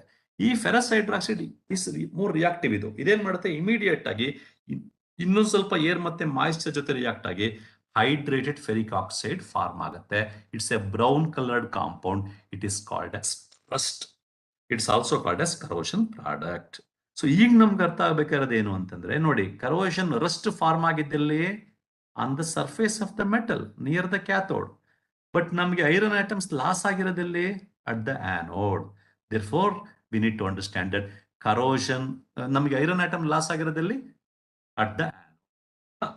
ಸೊ ಕರೋಷನ್ ಅಂದ್ರೆ ಏನು, ಲಾಸ್ ಆಫ್ ಮೆಟಲ್. ನಮಗೆ ಮೆಟಲ್ ಲಾಸ್ ಆಗಿರೋದಲ್ಲಿ ಆನೋಡ್ ಅಲ್ಲಿ. Therefore, rust is formed on the surface near the cathode, but corrosion occurred at the wherever the anodic area is formed, there corrosion occurs. Clear? No, this is how metal undergoes electrochemical corrosion. ಈಗ ನೋಡಿ, ನಾವು ಅರ್ಥ ಮಾಡ್ಕೊಳ್ಳಿಕ್ಕೆ ಒಂದು ಗ್ಯಾಲ್ವಾನಿಕ್ cell example ತಗೊಂಡ್ವಿ. ಆದರೆ throughout the metal there will be a formation of large number of minute galvanic cells. ಒಂದೊಂದು galvanic cell ಅಲ್ಲೂ ಕರೋಷನ್ ಆಗುತ್ತೆ ಈ ತರ. ಸೊ ಆನೋಡ್ ಅಲ್ಲಿ ಆಕ್ಸಿಡೇಷನ್ ಕರೋಷನ್ ಆಗುತ್ತೆ, ಕರೋಷನ್ ಪ್ರಾಡಕ್ಟ್ ರಸ್ಟಿಂಗ್ ಫಾರ್ಮ್ ಆಗುತ್ತೆ. ಹಂಗಾದಾಗ ಸ್ವಲ್ಪ ಹೊತ್ತಿಗೆ ಸ್ವಲ್ಪ ಟೈಮಲ್ಲಿ ಏನಾಗುತ್ತೆ, entire metallic surface will be covered with rust, a layer of the rust. ಈ ರಸ್ಟ್ ಇದೆಯಲ್ಲ ಐರನ್ ಕೇಸಲ್ಲಿ, ಈ ಲೇಯರ್ ರಸ್ಟ್ ಇರುತ್ತಲ್ಲ, ರಸ್ಟ್ ಮೇಲೆ ಕೂಡ ಪೋರ್ಸ್ ಇರುತ್ತೆ, ತೂತುಗಳಿರ್ತದೆ. ಮತ್ತೆ ಇರಷ್ಟು ಬೇಗ ಮಾಯಿಶ್ಚರ್ ಕರ್ಗೋಗ್ತದೆ. ಕರ್ಗೋದಾಗ ಏನಾಗುತ್ತೆ, ಇನ್ನರ್ ಸರ್ಫೇಸ್ ಒಳಗಡೆ ಇರುವಂತ ಐರನ್ ಸರ್ಫೇಸ್ ಪುನಃ ಎಕ್ಸ್ಪೋಸ್ ಆಗುತ್ತೆ, ಪುನಃ ಹೆಟ್ರೋಜಿನಿಟಿ, ಪುನಃ ಗ್ಯಾಲ್ವಾನಿಕ್ ಸೆಲ್ಸ್, ಪುನಃ corrosion. In this way through out the metal, entire metal step by step undergoes corrosion. That's the reason we need to do something in the case of metals like iron, zinc, etc. to control corrosion. Otherwise, we will be losing the entire metal after some time. ಅರ್ಥ ಆಯ್ತಾ? So ಈಗ ನಾವೇನ್ ಅರ್ಥ ಮಾಡ್ಕೊಂಡ್ವಿ, corrosion ಇಂದ ಏನೇನ್ loss ಆಗುತ್ತೆ, ಯಾಕೆ ಕರೋಷನ್ ಬಗ್ಗೆ ತಿಳ್ಕೋಬೇಕು ಅಂತ ಅರ್ಥ ಮಾಡ್ಕೊಂಡ್ವಿ, ವೈ ಮೆಟಲ್ಸ್ ಅಂಡರ್ಗೋ ಕರೋಷನ್ ಅಂತ ಅರ್ಥ ಮಾಡ್ಕೊಂಡ್ವಿ. ಮತ್ತೆ ಕರೋಷನ್ ಎರಡು ತರ, ಡ್ರೈ ಕರೋಷನ್ ಮತ್ತೆ wet corrosion, chemical corrosion and electrochemical corrosion. ಇವೆರಡರಲ್ಲಿ ಎಲೆಕ್ಟ್ರೋಕೆಮಿಕಲ್ ಕರೋಷನ್ 99% ಆಗುತ್ತೆ. ಎಲೆಕ್ಟ್ರೋಕೆಮಿಕಲ್ ಕರೋಷನ್ ಹೆಂಗಾಗುತ್ತೆ ಅಂತ ಅರ್ಥ ಮಾಡ್ಕೊಂಡ್ವಿ ನಾವೀಗ. ನಾವು we take one or two cases where what is the influence of few factors, one or two factors in deciding the rate of electrochemical corrosion. ಇಲ್ಲಿ one of the factors is electrode potential. ನಿಮ್ಗೆಲ್ಲ ಗೊತ್ತಿದೆ, ಪ್ರತಿಯೊಂದು ಮೆಟಲ್ಗೂ ಅದರದ್ದೇ ಆದ electrode potential ಇದೆ. Suppose ಲಿಥಿಯಂಗೆ it is electrode potential of lithium is minus 3.04 volts, potassium is minus 2.92 volts, calcium is minus 2.8 volts, copper is 0.33 volts, etc. So ಪ್ರತಿಯೊಂದು ಮೆಟಲ್ಗೂ ಅದರದೇ ಆದ ಎಲೆಕ್ಟ್ರೋಡ್ ಪೊಟೆನ್ಷಿಯಲ್ ಇದೆ. Electrode potential simply nothing but the tendency of the metal to undergo reduction with respect to standard hydrogen electrode ಅಂತ ಕರಿತೀವಿ. ಇದನ್ನ ನಾವೇನ್ ಮಾಡ್ತೀವಿ, ಈ ಎಲ್ಲಾ ಮೆಟಲ್ ಎಲೆಕ್ಟ್ರೋಡ್ಸ್ ಎಲೆಕ್ಟ್ರೋಡ್ ಪೊಟೆನ್ಷಿಯಲ್ ಕಂಡುಹಿಡಿತೀವಿ. ಆಮೇಲೆ we arrange the metals in the increasing order of their electrode potential. That is what we call as electrochemical series. ಇಲ್ಲಿ ನೋಡಿದಾಗ ಈಗ ನೋಡಿ, ಕಾಪರ್ ಇದೆ, ಕಾಪರ್ದು ಎಲೆಕ್ಟ್ರೋಡ್ ಪೊಟೆನ್ಷಿಯಲ್ 0.33 ವೋಲ್ಟ್ಸ್. ಅದೇ ಜಿಂಕ್ದು ಮೈನಸ್ 0.76 ವೋಲ್ಟ್ಸ್. ಅದರ ಅರ್ಥ ಏನು? Coppers electrode potential is more than that of zinc ಅಲ್ವಾ? ಕಾಪರ್ದು ಜಿಂಕ್ ಇಂತ ಎಲೆಕ್ಟ್ರೋ ಪೊಟೆನ್ಷಿಯಲ್ ಜಾಸ್ತಿ ಇದೆ. ಹಾಗಾಗಿ ಕಾಪರ್ ಮತ್ತೆ ಜಿಂಕ್ ಇವೆರಡೂ ಮೆಟಲ್ ನ ಜೊತೆಗೆ ಯೂಸ್ ಮಾಡಿದಾಗ ಕಾಪರ್ದು ರಿಡಕ್ಷನ್ ಪೊಟೆನ್ಷಿಯಲ್ ಅಥವಾ ಎಲೆಕ್ಟ್ರೋಡ್ ಪೊಟೆನ್ಷಿಯಲ್ ಜಾಸ್ತಿ ಇರೋದ್ರಿಂದ ಕಾಪರ್ ಮತ್ತು ಜಿಂಕ್ ಎರಡನ್ನೂ ಯೂಸ್ ಮಾಡಿದಾಗ ಜೊತೆಗೆ copper becomes cathodic, zinc becomes anodic. ಇಡೀ ಕಾಪರ್ ಕ್ಯಾಥೋಡ್ ಆಗುತ್ತೆ, ಇಡೀ ಜಿಂಕ್ ಆನೋಡ್ ಆಗುತ್ತೆ. ಇಡೀ ಜಿಂಕ್ ಆನೋಡ್ ಆಗಿ ಜಿಂಕ್ ಮಾತ್ರ ಕರೋಷನ್ ಆಗುತ್ತೆ. ಬಿಕಾಸ್ ನಮ್ಗೇನ್ ಗೊತ್ತಿದೆ, corrosion occurs at the anode. So ಇಡೀ ಜಿಂಕ್ ಆನೋಡ್ ಆಗೋದ್ರಿಂದ ಜಿಂಕ್ ಮಾತ್ರ ಕರೋಷನ್ ಆಗುತ್ತೆ. Copper will be safe. ಅರ್ಥ ಆಯ್ತಾ? ಹಾಗಾಗಿ ನಮಗೆ ಯಾವ್ಯಾವ ಮೆಟಲ್ದು ಎಲೆಕ್ಟ್ರೋಡ್ ಪೊಟೆನ್ಷಿಯಲ್ ಎಷ್ಟು ಅಂತ ಗೊತ್ತಿದ್ದಾಗ ನಮ್ಗೆ ಯಾವ್ಯಾವ ಮೆಟಲ್ ನ ಜೊತೆಲಿ ಯೂಸ್ ಮಾಡಿದಾಗ ಯಾವ ಮೆಟಲ್ ಕರೋಷನ್ ಆಗುತ್ತೆ, ಯಾವ ಮೆಟಲ್ ಕರೋಷನ್ ಆಗಲ್ಲ ಅಂತ ಗೊತ್ತಿರುತ್ತೆ. ಇದೇ ಕಾರಣಕ್ಕೆ ನೋಡಿ, ನಾವು ಐರನ್ ಮತ್ತೆ ಜಿಂಕ್ ನ ಜೊತೆಲಿ ಯೂಸ್ ಮಾಡಿದಾಗ zinc becomes anodic, iron becomes cathodic. So zinc ಮಾತ್ರ ಕರೋಷನ್ ಆಗುತ್ತೆ, ಐರನ್ ವಿಲ್ ಬಿ ಸೇಫ್. ಇದು ಗೊತ್ತಿರೋದ್ರಿಂದ ಏನ್ ಮಾಡ್ತೀವಿ ನಾವು, ಈಗ ಐರನ್ ಪೈಪ್ ಯೂಸ್ ಮಾಡ್ತೀವಿ ವಾಟರ್ ಸಪ್ಲೈಗೆ, ಒಂದ್ ಪ್ಲೇಸ್ ಇನ್ನೊಂದ್ ಪ್ಲೇಸ್ಗೆ, ಆಯಿಲ್ ಸಪ್ಲೈಗೆಲ್ಲ. ನಮಗೆ ಐರನ್ ಪೈಪ್ ಹಾಳಾಗಬಾರ್ದು, ಅದೇನ್ ಮಾಡ್ತೀವಿ, ಅದಕ್ಕೆ ಮಧ್ಯ ಐರನ್ ಪೈಪ್ ಮೇಲೆ ಜಿಂಕ್ ಪೀಸ್ಗಳು, ಸ್ಟ್ರಿಪ್ಸ್ ಆಫ್ ಜಿಂಕ್ ನ ಅಟ್ಯಾಚ್ ಮಾಡ್ತಾ ಬರ್ತೀವಿ.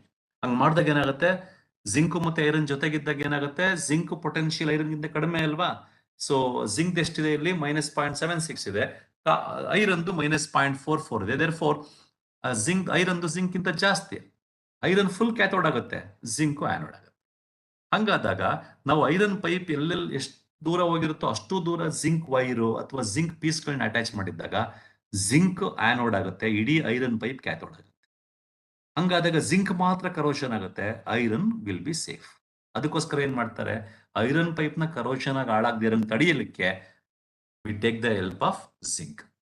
So this is what is the help of importance of understanding electrochemical series. ಯಾವ ಮೆಟಲ್ದು ಎಲೆಕ್ಟ್ರೋಡ್ ಪೊಟೆನ್ಷಿಯಲ್ ಎಷ್ಟು, ಯಾವ ಮೆಟಲ್ದು ಪೊಟೆನ್ಷಿಯಲ್ ಕಡಿಮೆ ಇರುತ್ತೋ ಅದು ಆನೋಡ್ ಆಗುತ್ತೆ, ಯಾವ್ದ್ರದ್ದು ರಿಡಕ್ಷನ್ ಪೊಟೆನ್ಷಿಯಲ್ ಅಥವಾ ಎಲೆಕ್ಟ್ರೋ ಪೊಟೆನ್ಷಿಯಲ್ ಜಾಸ್ತಿ ಇರುತ್ತೋ ಅದು ಕ್ಯಾಥೋಡ್ ಆಗುತ್ತೆ. ಅರ್ಥ ಆಯ್ತಾ? ಅದೇ ರೀತಿ ಈ ಸಮುದ್ರದಲ್ಲಿ ಹಡಗಿರುತ್ತೆ, ಹಡಗಿನ ಮುಕ್ಕಾಲ್ ಭಾಗ ಹೊರಗಡೆಯ ಬಾಡಿಯ ಮುಕ್ಕಾಲ್ ಭಾಗ ನೀರೊಳಗಡೆ ಮಡಗಿರುತ್ತೆ. ಅದು ಸಾಲ್ಟಿ ವಾಟರ್ ಬೇರೆ ಅಲ್ವಾ, ಸಾಲ್ಟ್ ಉಪ್ಪು ನೀರು. ಅಲ್ಲಿ ಕರೋಷನ್ ರೇಟು ಜಾಸ್ತಿ ಇರುತ್ತೆ, ಯಾಕಂದ್ರೆ ಸಾಲ್ಟ್ ವಾಟರ್ ಇರೋದ್ರಿಂದ ಅಲ್ಲಿ ಮಿನರಲ್ಸ್ ಜಾಸ್ತಿ, ಕಂಡಕ್ಟಿವಿಟಿ ಜಾಸ್ತಿ ಆ ವಾಟರ್ದು. ಹಂಗಿದ್ದಾಗ ಕರೋಷನ್ ಜಾಸ್ತಿ ಆಗ್ತದೆ. ಅದಕ್ಕೆ ಏನ್ ಮಾಡ್ತಾರೆ, ಶಿಪ್ದು ಹೊರಗಡೆ ಬಾಡಿ ಇರುತ್ತಲ್ಲ, ಆ ಬಾಡಿಗೆ ಎಲ್ಲೆಲ್ಲಿ ವಾಟರ್ ವೇವ್ಸ್ ವೇರಿ ಅದು ಮೇಲೆ ಕೆಳಗೆ ವೇರಿ ಸುತ್ತ ಥ್ರೂ ಔಟ್ ದ ಪಾರ್ಟ್ ಅವರು ಜಿಂಕ್ ಅಥವಾ ಮೆಗ್ನೀಷಿಯಂ ಪೀಸ್ಗಳನ್ನ ಅಟ್ಯಾಚ್ ಮಾಡ್ತಾರೆ. ಹಂಗಾದಾಗ ಏನಾಗುತ್ತೆ, ಐರನ್ ಬಾಡಿ ಅದು ಜಿಂಕ್ ಮತ್ತೆ ಮೆಗ್ನೀಷಿಯಂ ಪೀಸ್ ಅಟ್ಯಾಚ್ ಮಾಡಿದಾಗ ಇವೆರಡು ಆನೋಡ್ ಆಗುತ್ತೆ. Entire body of the ship will become cathodic and will be safe. So this is what is the reason we need to understand the electrode potential. We need to know the electrode potential values of the various metals. Thereby we can get an idea about which metal undergoes corrosion at a higher rate, which metal undergoes corrosion at a lower rate. Idr basis ಮೇಲೆ ನಾವೇನ್ ಮಾಡ್ತೀವಿ, corrosion ಅನ್ನ ಈ ಬೇರೆ ಬೇರೆ metals ನ ಒಟ್ಟಿಗೆ use ಮಾಡಿದಾಗ ಆಗುವಂತ ಕರೋಷನ್ ಅನ್ನ ಡಿಫರೆನ್ಷಿಯಲ್ ಮೆಟಲ್ ಕರೋಷನ್ ಅಂತ ಕರಿತೀವಿ. ನೋಡಿ, metal with A lower electric potential, ಯಾವಾಗ ನಾವು any time when ever we use two different metals together, metal with a lower electrode potential becomes anodic and undergoes corrosion. metal with a higher potential becomes cathodic and remains unaffected. ಇದರ ಅರ್ಥ ಏನು? ನಾವ್ ಯಾವಾಗ್ಲೇ ಆಗ್ಲಿ ಎರಡು ಬೇರೆ ಬೇರೆ ಮೆಟಲ್ಗಳನ್ನ ಒಟ್ಟಿಗೆ ಬಳಸಿದಾಗ ಅವೆರಡು ಮೆಟಲ್ಗಳಲ್ಲಿ ಯಾವ ಮೆಟಲ್ದು ಎಲೆಕ್ಟ್ರೋ ಪೊಟೆನ್ಶಿಯಲ್ ಕಡಿಮೆ ಇರುತ್ತೋ ಆ ಮೆಟಲ್ ಆನೋಡ್ ಆಗುತ್ತೆ ಮತ್ತೆ ಕಂಪ್ಲೀಟ್ ಕರೋಷನ್ ಆಗುತ್ತೆ. ಅದೇ ಇನ್ನೊಂದು ಮೆಟಲ್ ಇರುತ್ತಲ್ಲ ಹೈಯರ್ ಪೊಟೆನ್ಶಿಯಲ್ ಇರೋದು ಅದು ಕ್ಯಾಥೋಡ್ ಆಗುತ್ತೆ and will be completely safe. ಅಂದ್ರೆ whenever we use two different metals together, one of the metals having lower potential becomes anodic and undergoes corrosion, whereas the other metal with higher potential becomes cathodic and will be completely safe. That's the reason whenever we use two different metals, one of the metals invariably undergoes corrosion. That's why engineers, metallurgical engineers are the civil engineers. Whenever they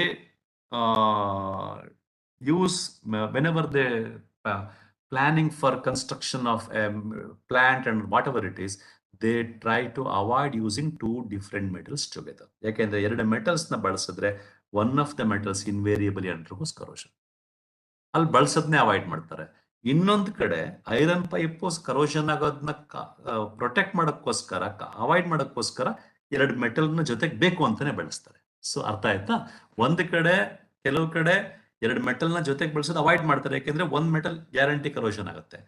ಇನ್ನೊಂದ್ ಕಡೆ ಬೇಕು ಅಂತಾನೆ ಬಳಸ್ತಾರೆ, ಯಾಕೆ ಅಂತಂದ್ರೆ iron pipe ಜೊತೆ zinc ಬಳಸಿದಾಗ zinc corrosion ಆಗುತ್ತೆ, ಐರನ್ ಪೈಪ್ ಸೇಫ್ ಆಗಿರ್ತದೆ. ಅಲ್ಲಿ ನಮ್ಗೆ safety of the iron pipe is more important for us. Safety of the body of the ship is more important. ಅಲ್ಲಿ ನಾವು ಬೇಕು ಅಂತಾನೆ ಜಿಂಕ್ ನ ಐರನ್ ಜೊತೆ, ಮೆಗ್ನೀಷಿಯಂ ನ ಐರನ್ ಜೊತೆ ಬಳಸ್ತೀವಿ. ಸೊ ಜಿಂಕ್ ನ ಬಳಸೋದ್ರಿಂದ ನಾವು ಐರನ್ ಪೈಪ್ ನ ಕಾಪಾಡಬಹುದು ಅಂತ ನಮ್ಗೆ ಹೆಂಗ್ ಗೊತ್ತಾಯ್ತು? ಈ ಎಲೆಕ್ಟ್ರೋಕೆಮಿಕಲ್ ಪ್ರಿನ್ಸಿಪಲ್ಸ್ ಅಂತ ಗೊತ್ತಾಯ್ತು. ಎಲೆಕ್ಟ್ರೋಕೆಮಿಕಲ್ ಕರೋಷನ್ ಹೆಂಗಾಗತ್ತೆ ಅಂತ ಅರ್ಥ ಆಗಿರೋದ್ರಿಂದ, ಮತ್ತೆ ಎಲೆಕ್ಟ್ರೋಡ್ ಪೊಟೆನ್ಶಿಯಲ್ ಜಾಸ್ತಿ ಇದ್ದಾಗ ಕಡಿಮೆ ಕರೋಷನ್, ಕಡಿಮೆ ಇದ್ದಾಗ ಜಾಸ್ತಿ ಕರೋಷನ್ ಅಂತ ಅರ್ಥ ಆಗಿದ್ರಿಂದ ನಮ್ಗೆ ಆ ರೀತಿ ಜಿಂಕ್ ನ ಬಳಸಿ ಐರನ್ ಪೈಪ್ ನ ಕಾಪಾಡಬಹುದು ಕರೋಷನ್ ಇಂದ, ಅಥವಾ ಶಿಪ್ ಬಾಡಿನ, ಅಡಗಿನ ಬಾಡಿನ ಕಾಪಾಡಬಹುದು ಅಂತ ಗೊತ್ತಾಯ್ತು.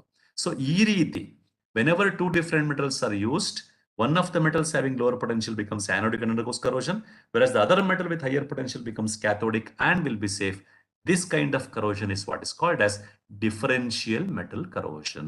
Whenever two different metals are used together, one of the metals having lower potential becomes anodic and undergoes corrosion, whereas the other metal having higher potential becomes cathodic and will be safe.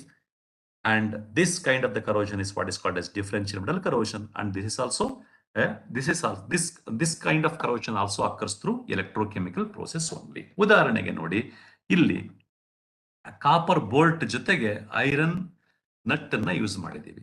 ಈ copper bolt iron nut use ಮಾಡಿದಾಗ iron potential ಎಷ್ಟು -0.41 volts, copper ಎಷ್ಟು 0.34.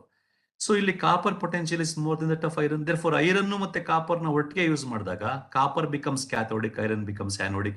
Iron atoms ಎಲ್ಲ ಈ ತರ oxidation ಆಗಿ iron ions and electrons release ಮಾಡುತ್ತೆ. Electrons copper ಕಡೆ ಬರುತ್ತೆ, ಕಾಪರ್ ಅಲ್ಲಿ ಓನ್ಲಿ ರಿಡಕ್ಷನ್ ಆಗುತ್ತೆ, ಏರ್ ಅಂಡ್ ಮಾಯಿಶ್ಚರ್ ಮಾತ್ರ ಇನ್ವಾಲ್ವ್ ಆಗುತ್ತೆ, ಕಾಪರ್ ಆಟಮ್ಸ್ ಇನ್ವಾಲ್ವ್ ಆಗಲ್ಲ. Therefore copper is safe. ಈಗ ನೋಡಿ, iron nut copper bolt use ಮಾಡಿದಾಗ ನೋಡಿ, ನಟ್ ಮಾತ್ರ ಕರೋಷನ್ ಆಗಿದೆ, ಕಾಪರ್ ಬೋಲ್ಟ್ ಆರಾಮಾಗಿದೆ. ಅದೇ ನೀವು ಐರನ್ ಮತ್ತೆ ಜಿಂಕ್ ನ ಜೊತೆಗೆ ಯೂಸ್ ಮಾಡಿದಾಗ ನೋಡಿ, ಇಲ್ಲಿ ನಾವೇನ್ ಮಾಡಿ, zinc potential -0.41 volts, copper iron zinc ಎಷ್ಟು -0.76 ವೋಲ್ಟ್ಸ್. ಅಂದ್ರೆ iron potential is more than that of zinc. ಇವೆರಡನ್ನು ಒಟ್ಟಿಗೆ ಇಟ್ಟಾಗ ಏನಾಗುತ್ತೆ ನೋಡಿ, zinc atoms undergo oxidation farming zinc ions along with the release of electrons. ಈ ಎಲೆಕ್ಟ್ರಾನ್ಸ್ ಏನಾಗುತ್ತೆ, these electrons will go towards iron, that is cathode. ಇಲ್ಲಿ air and moisture ಮಾತ್ರ react ಆಗುತ್ತೆ, ಐರನ್ ಆಟಮ್ಸ್ ರಿಯಾಕ್ಟ್ ಆಗಲ್ಲ. Iron will be safe. ನೋಡಿ, ನೀವು zinc bolt iron nut use ಮಾಡಿದ್ರೆ ನೋಡಿ, ಐರನ್ ನಟ್ ಸೇಫ್ ಇದೆ, ಜಿಂಕ್ ಬೋಲ್ಟ್ ಕಂಪ್ಲೀಟ್ ಕರೋಷನ್ ಆಯ್ತು. ಇಲ್ಲಿ ಕಾಪರ್ ಬೋಲ್ಟ್ ಸೇಫ್ ಇದೆ, ಐರನ್ ನಟ್ ಕರೋಷನ್ ಆಗಿದೆ, ಇಲ್ಲಿ ಐರನ್ ನಟ್ ಸೇಫ್ ಇದೆ. So this is what is called as differential metal corrosion. ಅಂದ್ರೆ ಐರನ್ ಮತ್ತೆ ಕಾಪರ್ ನ ಒಟ್ಟಿಗೆ ಯೂಸ್ ಮಾಡಿದ್ರೆ ಐರನ್ ಕರೋಷನ್ ಆಗುತ್ತೆ, ಕಾಪರ್ ಸೇಫ್ ಆಗಿರುತ್ತೆ.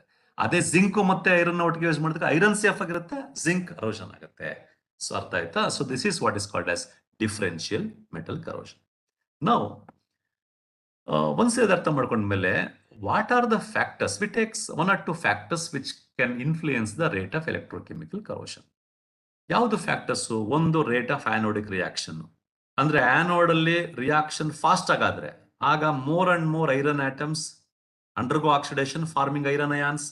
ಐರನ್ ಆಟಮ್ಸ್ ಅಲ್ಲಿ ಐರನ್ ಅಯಾನ್ಸ್ ಆಯ್ತು ಫಾಸ್ಟ್ ಆಗಿ ಅಂದ್ರೆ ಕರೋಜನ್ ಫಾಸ್ಟ್ ಆಗಾಯ್ತು ಅಂತ ಅಲ್ವಾ. We are losing the metal iron atoms faster then rate of cathodic reaction. ಈಗ ಐರನ್ ಆಟಮ್ಸ್ ಕರೋಷನ್ ಆಕ್ಸಿಡೇಷನ್ ಆಗಿ ಎಲೆಕ್ಟ್ರಾನ್ಸ್ ರಿಲೀಸ್ ಮಾಡುತ್ತೆ, ಎಲೆಕ್ಟ್ರಾನ್ಸ್ ಈ ಕಡೆ ಹೋಗುತ್ತೆ, ಇಲ್ಲಿ ಕ್ಯಾಥೋಡಿಕ್ ರಿಯಾಕ್ಷನ್ ಆಯ್ತು. ಕ್ಯಾಥೋಡಿಕ್ ರಿಯಾಕ್ಷನ್ ಏನು, ಆ ಎಲೆಕ್ಟ್ರಾನ್ಸ್ ನ ಅಕ್ಸೆಪ್ಟ್ ಮಾಡ್ಕೊಂಡು ರಿಡಕ್ಷನ್ ಆಗುತ್ತೆ. ಕ್ಯಾಥೋಡಿಕ್ ರಿಯಾಕ್ಷನ್ ಫಾಸ್ಟ್ ಆಗಿ ಆಗ್ತಾ ಇದ್ರೆ ಆಗ ಅಷ್ಟೇ ಫಾಸ್ಟ್ ಆಗಿ ಎಲೆಕ್ಟ್ರಾನ್ ಸಪ್ಲೈ ಆಗಬೇಕು. ಅಷ್ಟೇ ಫಾಸ್ಟ್ ಆಗಿ ಎಲೆಕ್ಟ್ರಾನ್ ಸಪ್ಲೈ ಮಾಡಬೇಕು ಅಂದ್ರೆ ಇಲ್ಲಿ ಆನೋಡಿಕ್ ಏರಿಯಾದಲ್ಲಿ ಐರನ್ ಆಟಮ್ಸ್ ಅಥವಾ ಯಾವುದೇ ಮೆಟಲಿಕ್ ಆಟಮ್ಸ್ ಫಾಸ್ಟ್ ಆಗಿ ಆಕ್ಸಿಡೇಷನ್ ಆಗಬೇಕು.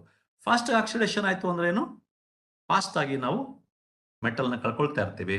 More and more metal atoms become metal ions, therefore more will be the rate of corrosion. Similarly, rate of flow of ions between anodic and cathodic area. ಈಗ ನೋಡಿ ಇಲ್ಲಿ iron atoms corrosion oxidation iron ions ಆಯ್ತು, ಇಲ್ಲಿ hydroxyl ions ಆಯ್ತು. ಇವೆರಡು ions metal surface ಮೇಲೆ fast move ಆದ್ರೆ ಏನಾಗುತ್ತೆ, ಇಲ್ಲಿ ಐರನ್ ಅಯಾನ್ಸ್ ಫಾರ್ಮ್ ಆಯ್ತಲ್ವಾ, ಇದು ಇಲ್ಲಿಂದ ಫಾಸ್ಟ್ ಆಗಿ ಈ ಕಡೆ ಬಂದ್ಬಿಟ್ರೆ ಇಲ್ಲಿ ಖಾಲಿ ಇದೆ. Some more iron atoms can easily become iron ions. ಅಕಸ್ಮಾತ್ ಇಲ್ಲಿ ಫಾಸ್ಟ್ ಆಗಿ ಮೂವ್ ಆಗದೆ ಹೋದ್ರೆ ಐರನ್ ಅಯಾನ್ಸ್ ಎಲ್ಲ ಇಲ್ಲೇ ಇರುತ್ತೆ. ಸೊ ಉಳಿದಿರೋ ಐರನ್ ಆಟಮ್ಸ್ಗೆ ಐರನ್ ಅಯಾನ್ಸ್ ಆಗಿ ಕನ್ವರ್ಟ್ ಆಗ್ಲಿಕ್ಕೆ ಸ್ಪೇಸ್ ಇರಲ್ಲ. ಹಂಗಾದಾಗ ರೇಟ್ ಆಫ್ ಕರೋಷನ್ ಕಡಿಮೆ ಆಗುತ್ತೆ. Therefore rate of flow of ions between anodic and cathodic area ಅಂದ್ರೆ ಸರ್ಫೇಸ್ ಆಫ್ ದ ಮೆಟಲ್. ಅಂದ್ರೆ more is the rate of anodic reaction, more is the rate of cathodic reaction, and more is the rate of flow of ions, more will be the rate of corrosion. So therefore, usually corrosion rate ಕಡಿಮೆ ಮಾಡ್ಲಿಕ್ಕೆ, corrosion ಆಗೋದನ್ನ ತಡಿಲಿಕ್ಕೆ ಏನ್ ಮಾಡ್ತಾರೆ, rate of anodic reaction ಕಡಿಮೆ ಮಾಡಕ್ಕಾಗತ್ತಾ ನೋಡ್ತಾರೆ, rate of cathodic reaction ಕಡಿಮೆ ಮಾಡಕ್ಕಾಗತ್ತಾ ನೋಡ್ತಾರೆ. ಅದೇ ತರ on the surface of the metal rate of flow of ions ಅಂದ್ರೆ ಸರ್ಫೇಸ್ ಆಫ್ ದ ಮೆಟಲ್ ಮೇಲೆ ಕಂಡಕ್ಟಿವಿಟಿ ಕಡಿಮೆ ಮಾಡಕ್ಕಾಗತ್ತಾ ಅಂತ ನೋಡ್ತಾರೆ. So therefore overall rate of anodic reaction, rate of cathodic reaction, rate of flow of ions will be deciding factor, will be the these are the factors which have influence on the rate of corrosion. ಇಲ್ಲಿ ಒಂದೆರಡು ಮೂರು factor ನೋಡೋಣ. ಒಂದು electrode potential of the metal. ಈಗ ನೋಡಿ ಐರನ್ದು potential -0.41 volts, ಕಾಪರ್ದು 0.34, gold 1.5, platinum 1.2 volts ಇದೆ. ಸೊ ನಮ್ಗೆ ಗೊತ್ತಿದೆ ಗೋಲ್ಡ್ ಕರೋಷನ್ ಆಗಲ್ಲ, ಪ್ಲಾಟಿನಮ್ ಕರೋಷನ್ ಆಗಲ್ಲ, ಕಾಪರ್ ನಿಧಾನಕ್ಕೆ ಆಗತ್ತೆ, ಐರನ್ ಫಾಸ್ಟ್ ಆಗತ್ತೆ. Electrode potential of iron is -0.41 volts, copper ಗಿಂತ ಕಡಿಮೆ. ಎಲೆಕ್ಟ್ರೋಡ್ ಪೊಟೆನ್ಶಿಯಲ್ ಯಾವುದೇ ಮೆಟಲ್ ಎಲೆಕ್ಟ್ರೋಡ್ ಪೊಟೆನ್ಶಿಯಲ್ ಕಡಿಮೆ ಅಂದ್ರೆ ಅರ್ಥ ಏನು, the tendency of the metal to undergo reduction is less. ಯಾವಾಗ tendency of any metal to undergo reduction ಕಡಿಮೆ ಆಗುತ್ತೋ tendency of the metal to undergo oxidation will be higher. ಅಂದ್ರೆ ಯಾವ ಮೆಟಲ್ದು ಎಲೆಕ್ಟ್ರೋಡ್ ಪೊಟೆನ್ಶಿಯಲ್ ಕಡಿಮೆ ಇರುತ್ತೋ ಅಂತ ಮೆಟಲ್ ಈಸಿಯಾಗಿ ಆಕ್ಸಿಡೇಷನ್ ಆಗುತ್ತೆ. ಆಕ್ಸಿಡೇಷನ್ ಆಗೋದಂದ್ರೆ ಏನು, ಐರನ್ ಆಗಿದ್ರೆ iron atoms become iron ions, zinc atoms become zinc ions, aluminium atom becomes aluminium ions. That is nothing but corrosion rate. Oxidation of the metal is nothing but corrosion rate actually. So therefore, lower is the electrode potential, higher is the rate of corrosion. Higher is the electrode potential, lower is the rate of corrosion. Therefore, we say the tendency of a metal to undergo oxidation is measured by its electrode potential.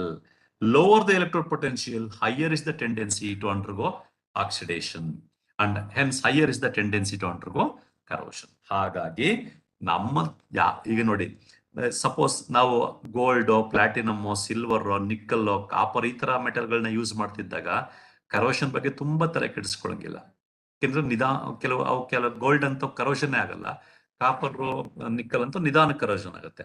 ಅದೇ ನಮ್ಮ ಹತ್ರ iron, zinc, magnesium ಇಂಥ ಮೆಟಲ್ಗಳನ್ನ use ಮಾಡ್ತಿದ್ರೆ ಆಗ ನಾವು corrosion ಬಗ್ಗೆ ಸ್ವಲ್ಪ serious ಆಗಿ ಯೋಚನೆ ಮಾಡಿ ಕರೋಷನ್ ಕಂಟ್ರೋಲ್ ಆಗೋ ತರ ಮಾಡ್ಬೇಕು. ಯಾಕೆಂತಂದ್ರೆ ಐರನ್, ಜಿಂಕ್, ಮೆಗ್ನೀಷಿಯಮ್ ಎಲ್ಲ ಎಲೆಕ್ಟ್ರೋಡ್ ಪೊಟೆನ್ಶಿಯಲ್ ಕಡಿಮೆ ಇದೆ, therefore they are more reactive. Potential ಕಡಿಮೆ ಇದ್ದಾಗ ರಿಯಾಕ್ಟಿವಿಟಿ ಜಾಸ್ತಿ ಇರುತ್ತೆ, therefore they easily undergo oxidation, thereby we lose the metal, they undergo corrosion. So therefore one of the factors which have influence on the rate of corrosion is electrode potential of the metal. More is the electrode potential, less is the rate of corrosion. Less is the electrode potential, more is the rate of corrosion.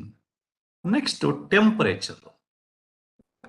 Temperature increases the rate of anodic and cathodic reactions. Temperature ಜಾಸ್ತಿ ಆದಂಗೆ anodic cathodic reaction ಆಗ್ತದೆ. ಮತ್ತೆ ನಿಮ್ಗೆಲ್ಲ ಗೊತ್ತಿದೆ, more is the temperature, more is the movement of the ions, because it increases the ionic movement. Because when temperature is increased, energy content of those ions of the atoms increase. Therefore, the ions movement increase ಆಗ್ತದೆ. ಯಾವಾಗ ionic movement increase ಆಯ್ತು ಮತ್ತೆ rate of ಆನೋಡಿಕ್ career ಅಂದಾಗ temperature ಜಾಸ್ತಿ ಆಗ್ತಾ ಇದೆ ಅಂದ್ರೆ heat content ಜಾಸ್ತಿ ಆಯ್ತು. therefore the atoms at the anodic carrier are more excited, therefore they can easily lose electrons, easily undergo oxidation. ಯಾವಾಗ ಆನೋಡಿಕ್ ರಿಯಾಕ್ಷನ್ ರೇಟ್ ಜಾಸ್ತಿ ಆಗುತ್ತೋ ಕ್ಯಾಥೋಡಿಕ್ ರಿಯಾಕ್ಷನ್ ರೇಟ್ ಜಾಸ್ತಿ ಆಗುತ್ತೆ. And along with that anodic and cathodic ions can move together, move to each other at a faster rate at higher temperature. Therefore generally more is the temperature, more is the rate of corrosion. therefore ಯಾವುದೇ metal ಆಗಲಿ, ನೀವು ಒಂದು ಮೆಟಲ್ನ room temperature ಬಳಸ್ತಾ ಇರ್ತೀರಾ, ಅದೇ metal ನೀವು ಇನ್ನು 10 degree ಜಾಸ್ತಿ ಟೆಂಪರೇಚರ್ ಬಳಸ್ತಾ ಇದ್ರೆ ಅದು ಬೇಗ ಕರೋಷನ್ ಆಗುತ್ತೆ. ಯಾಕೆಂದ್ರೆ ಟೆಂಪರೇಚರ್ ಜಾಸ್ತಿ ಆದಷ್ಟು ರೇಟ್ ಆಫ್ ಕ್ಯಾಥೋಡಿಕ್ ಆನೋಡಿಕ್ ರಿಯಾಕ್ಷನ್ ಜಾಸ್ತಿ ಆಗುತ್ತೆ ಮತ್ತೆ ಅಯಾನಿಕ್ ಮೂವ್ಮೆಂಟ್ ಜಾಸ್ತಿ ಆಗುತ್ತೆ. ಇನ್ನೊಂದು ಫ್ಯಾಕ್ಟರ್ ಕಂಡಕ್ಟೆನ್ಸ್. ನೋಡಿ, ಕಂಡಕ್ಟೆನ್ಸ್ ಅಕಸ್ಮಾತ್ ಮೆಟಾಲಿಕ್ ಸರ್ಫೇಸ್ ಯಾವ ಮೆಟಲ್ ಯೂಸ್ ಮಾಡ್ತಾ ಇರ್ತೀರೋ ಆ ಮೆಟಾಲಿಕ್ ಸರ್ಫೇಸ್ ಏನಾದ್ರು ಇಟ್ ಇಸ್ ಮೋರ್ ಕಂಡಕ್ಟಿವ್ ಇದ್ರೆ, ಕಂಡಕ್ಟಿವ್ ಇದ್ದಾಗ ಏನಾಗುತ್ತೆ ಅಂತಂದ್ರೆ ಮೆಟಾಲಿಕ್ ಸರ್ಫೇಸ್ ಜಾಸ್ತಿ ಕಂಡಕ್ಟಿವ್ ಇದ್ದಾಗ ಈ ಅಯಾನ್ಸ್ ಇದೆಯಲ್ಲ, ಈಗ ನಾವು ತಗೊಂಡಿದ್ದ ಎಕ್ಸಾಂಪಲ್ ಐರನ್ ಅಯಾನ್ಸ್ ಮತ್ತೆ hydroxyl ions, these ions can move towards each other at a faster rate. ಯಾಕೆಂದ್ರೆ ಮೆಟಾಲಿಕ್ ಸರ್ಫೇಸ್ ಕಂಡಕ್ಟಿವ್ ಇದ್ರೆ it supports the movement of ions, thereby more is the rate of corrosion. ಅದೇ ಕಾರಣಕ್ಕೆ ನೋಡಿ, ನಾನು ಹೇಳಿದ starting ಅಲ್ಲೇನೆ, ನಾವು ಒಂದು ಮೆಟಲ್ ಮಂಗಳೂರಲ್ಲಿ ಈಗ ಬಳಸ್ತಿದ್ರೆ ಒಂದು ಚೇರ್, ಮಂಗಳೂರು ಒಂದು ಮೆಟಲ್ ಚೇರ್ ಅಂತ ಅನ್ಕೊಳ್ಳಿ, ಅಥವಾ ಒಂದು ಮೆಟಲ್ ಡೆಸ್ಕೋ ಟೇಬಲ್ ಮಂಗಳೂರಲ್ಲಿ ಇಟ್ಟಿದ್ರೆ ಅದೇ ಮೆಟಲ್ ಡೆಸ್ಕೋ ಅಥವಾ ಒಂದು ಮೆಟಲ್ ಪೀಸ್ ಅನ್ಕೊಳ್ಳೋಣ, ಒಂದು ಮೆಟಲ್ ರಾಡ್, ಐರನ್ ರಾಡ್ ಬೆಂಗಳೂರಲ್ಲಿ ಇಟ್ಟಿರ್ತೀವಿ ಅನ್ಕೊಳ್ಳಿ, ಅದು ಒಂದ್ 2 ವರ್ಷ ತಗೊಂಡ್ರೆ ಕರೋಷನ್ ಆಗಕ್ಕೆ, ಅದೇ ಮೆಟಲ್ ರಾಡು ಮಂಗಳೂರಲ್ಲಿ ಇಟ್ರೆ ಒಂದು 6 ತಿಂಗಳು 3 ತಿಂಗಳು ಕರೋಷನ್ ಆಗುತ್ತೆ. ಯಾಕೆ ಅಂತಂದ್ರೆ ಮಂಗಳೂರು ಕೋಸ್ಟಲ್ ಏರಿಯಾ, ಅದು ಕೋಸ್ಟಲ್ ಸಿಟಿ, ವಾತಾವರಣದಲ್ಲಿ ಹ್ಯೂಮಿಡಿಟಿ ಜಾಸ್ತಿ ಇರುತ್ತೆ, ವಾಟರ್ ಕಂಟೆಂಟ್ ಜಾಸ್ತಿ ಇರುತ್ತೆ. ವಾಟರ್ ಕಂಟೆಂಟ್ ಜಾಸ್ತಿ ಇದ್ದಾಗ ಮೆಟಾಲಿಕ್ ಸರ್ಫೇಸ್ ಮೇಲೆಲ್ಲ ವಾಟರ್ ಕಂಟೆಂಟ್ ಜಾಸ್ತಿ ಇರುತ್ತೆ. ಯಾವಾಗ ಸರ್ಫೇಸ್ ಮೇಲೆ ವಾಟರ್ ಕಂಟೆಂಟ್ ಜಾಸ್ತಿ ಆಯ್ತೋ ಆಗ ಅಯಾನಿಕ್ ಮೂವ್ಮೆಂಟ್ ಈಸಿ ಆಗುತ್ತೆ, ಕಂಡಕ್ಟಿವಿಟಿ ಜಾಸ್ತಿ ಆಗುತ್ತೆ, ರೇಟ್ ಆಫ್ ಕರೋಷನ್ ಇನ್ಕ್ರೀಸಸ್. ಅದೇ ರೀತಿ ಆ ತರ ಕೋಸ್ಟಲ್ ಏರಿಯಾಸ್ ಅಲ್ಲಿ ಹ್ಯೂಮಿಡಿಟಿ ಜಾಸ್ತಿ ಇರೋದು ಏನಾಗುತ್ತೆ ಅಂತಂದ್ರೆ, ನಾವು ಕರೋಷನ್ ಆಗ್ತಾ ಏನಾಗುತ್ತೆ ಅಂತ ಹೇಳಿದ್ವಿ, ಇಡೀ metal surface will be covered with Rust ಅಲ್ವಾ. ಆ ರಸ್ಟ್ ಮೇಲೆಲ್ಲ ತೂತ್ಗಳಿರ್ತದೆ, ಹೋಲ್ಸ್ ಇರುತ್ತೆ, ಪೋರ್ಸ್ ಇರುತ್ತೆ. ಆ ಪೋರ್ಸ್ ಒಳಗಡೆ ಎಲ್ಲ ನೀರು ತುಂಬ್ಕೊಂಡ್ಬಿಡುತ್ತೆ. ಎಲ್ಲಿ ಹ್ಯೂಮಿಡಿಟಿ ಜಾಸ್ತಿ ಇರೋಂಥ ಕೋಸ್ಟಲ್ ಏರಿಯಾದಲ್ಲಿ ಆ ಪೋರ್ಸ್ ಒಳಗಡೆ ನೀರು ತುಂಬ್ಕೊಂಡ್ಬಿಟ್ಟಾಗ the inner surface the conductivity will be enhance like anything, thereby rate of corrosion of the metal increases like anything. In this way temperature and conductance of the medium, ಎಲ್ಲಿ metal ನ use ಮಾಡ್ತಾ ಇದ್ದೀರೋ ಅಥವಾ ಇಲ್ಲೇ ಆಗಿರ್ಲಿ, ಒಂದು iron rod ತಗೊಂಡು table ಮೇಲೆ ಎಲ್ಲೋ ಇಡಿ, ಇನ್ನೊಂದು ಐರನ್ ರಾಡ್ ತಗೊಂಡು ಸುಮ್ಮನೆ ತೇವಾಗಿರುವಂತ ಒಂದು ಸರ್ಫೇಸ್ ಅಲ್ಲಿ ಮಣ್ಣಲ್ಲಿ ಒಂಚೂರು ತೇವಾಗಿರೋ ಮಣ್ಣಲ್ಲಿ ಇಡಿ, ಅಲ್ಲಿ ತೇವಾಗಿರೋ ರೇಟ್ ಇರ್ತಾರಲ್ಲ ಅಲ್ಲಿ ಕರೋಷನ್ ಜಾಸ್ತಿ ಫಾಸ್ಟ್ ಆಗುತ್ತೆ. So more is the temperature, more is the rate of corrosion, more is the conductance of the medium, more is the rate of corrosion. In this way, dear students, what we try to understand in this session is corrosion ಇಂದ ಯಾವ ತರ ಎಷ್ಟು loss ಆಗ್ತಿದೆ approximate ಆಗಿ, ಯಾವ್ಯಾವ ತರ loss ಆಗ್ತಿದೆ. ಹಾಗಾಗಿ we must need to know about corrosion, thereby to prevent corrosion to certain extent at least. ಅದನ್ನ ನೋಡಿದ್ವಿ. ಆಮೇಲೆ ವೈ ಮೆಟಲ್ಸ್ ಅಂಡರ್ಗೋ ಕರೋಷನ್ ಅಂತ ನೋಡಿದ್ವಿ, ಮತ್ತೆ how they undergo corrosion and why metals undergo corrosion mainly through electrochemical corrosion process. ಈ electrochemical corrosion ಹೇಗಾಗತ್ತೆ ಅಂತ ನೋಡಿದ್ವಿ. ಆಮೇಲೆ we try to understand the role of electrochemical principle, that is electrochemical corrosion is nothing but electrochemical phenomenon for that matter. Entire corrosion process occurs through electrochemical reaction only, as we observed already. And role of electrode potential in deciding the rate of corrosion, and role of temperature, role of conductance in deciding the rate of corrosion we understood, we tried to understand in this session, dear students. ಏನಾದರೂ question ಇದ್ರೆ ಈಗ ನೀವು ಕೇಳಬಹುದು.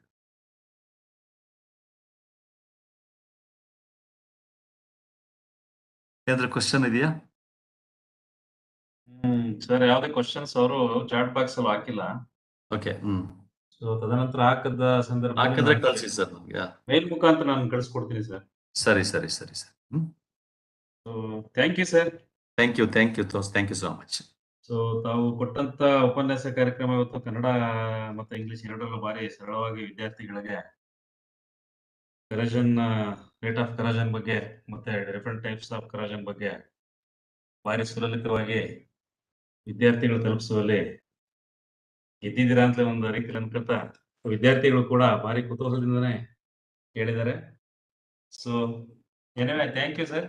Thank you, thank you, thank you. It's an immense pleasure to thank you, Dr. Basavaraju sir, for this wonderful speech on this talk. Has given many information to the students.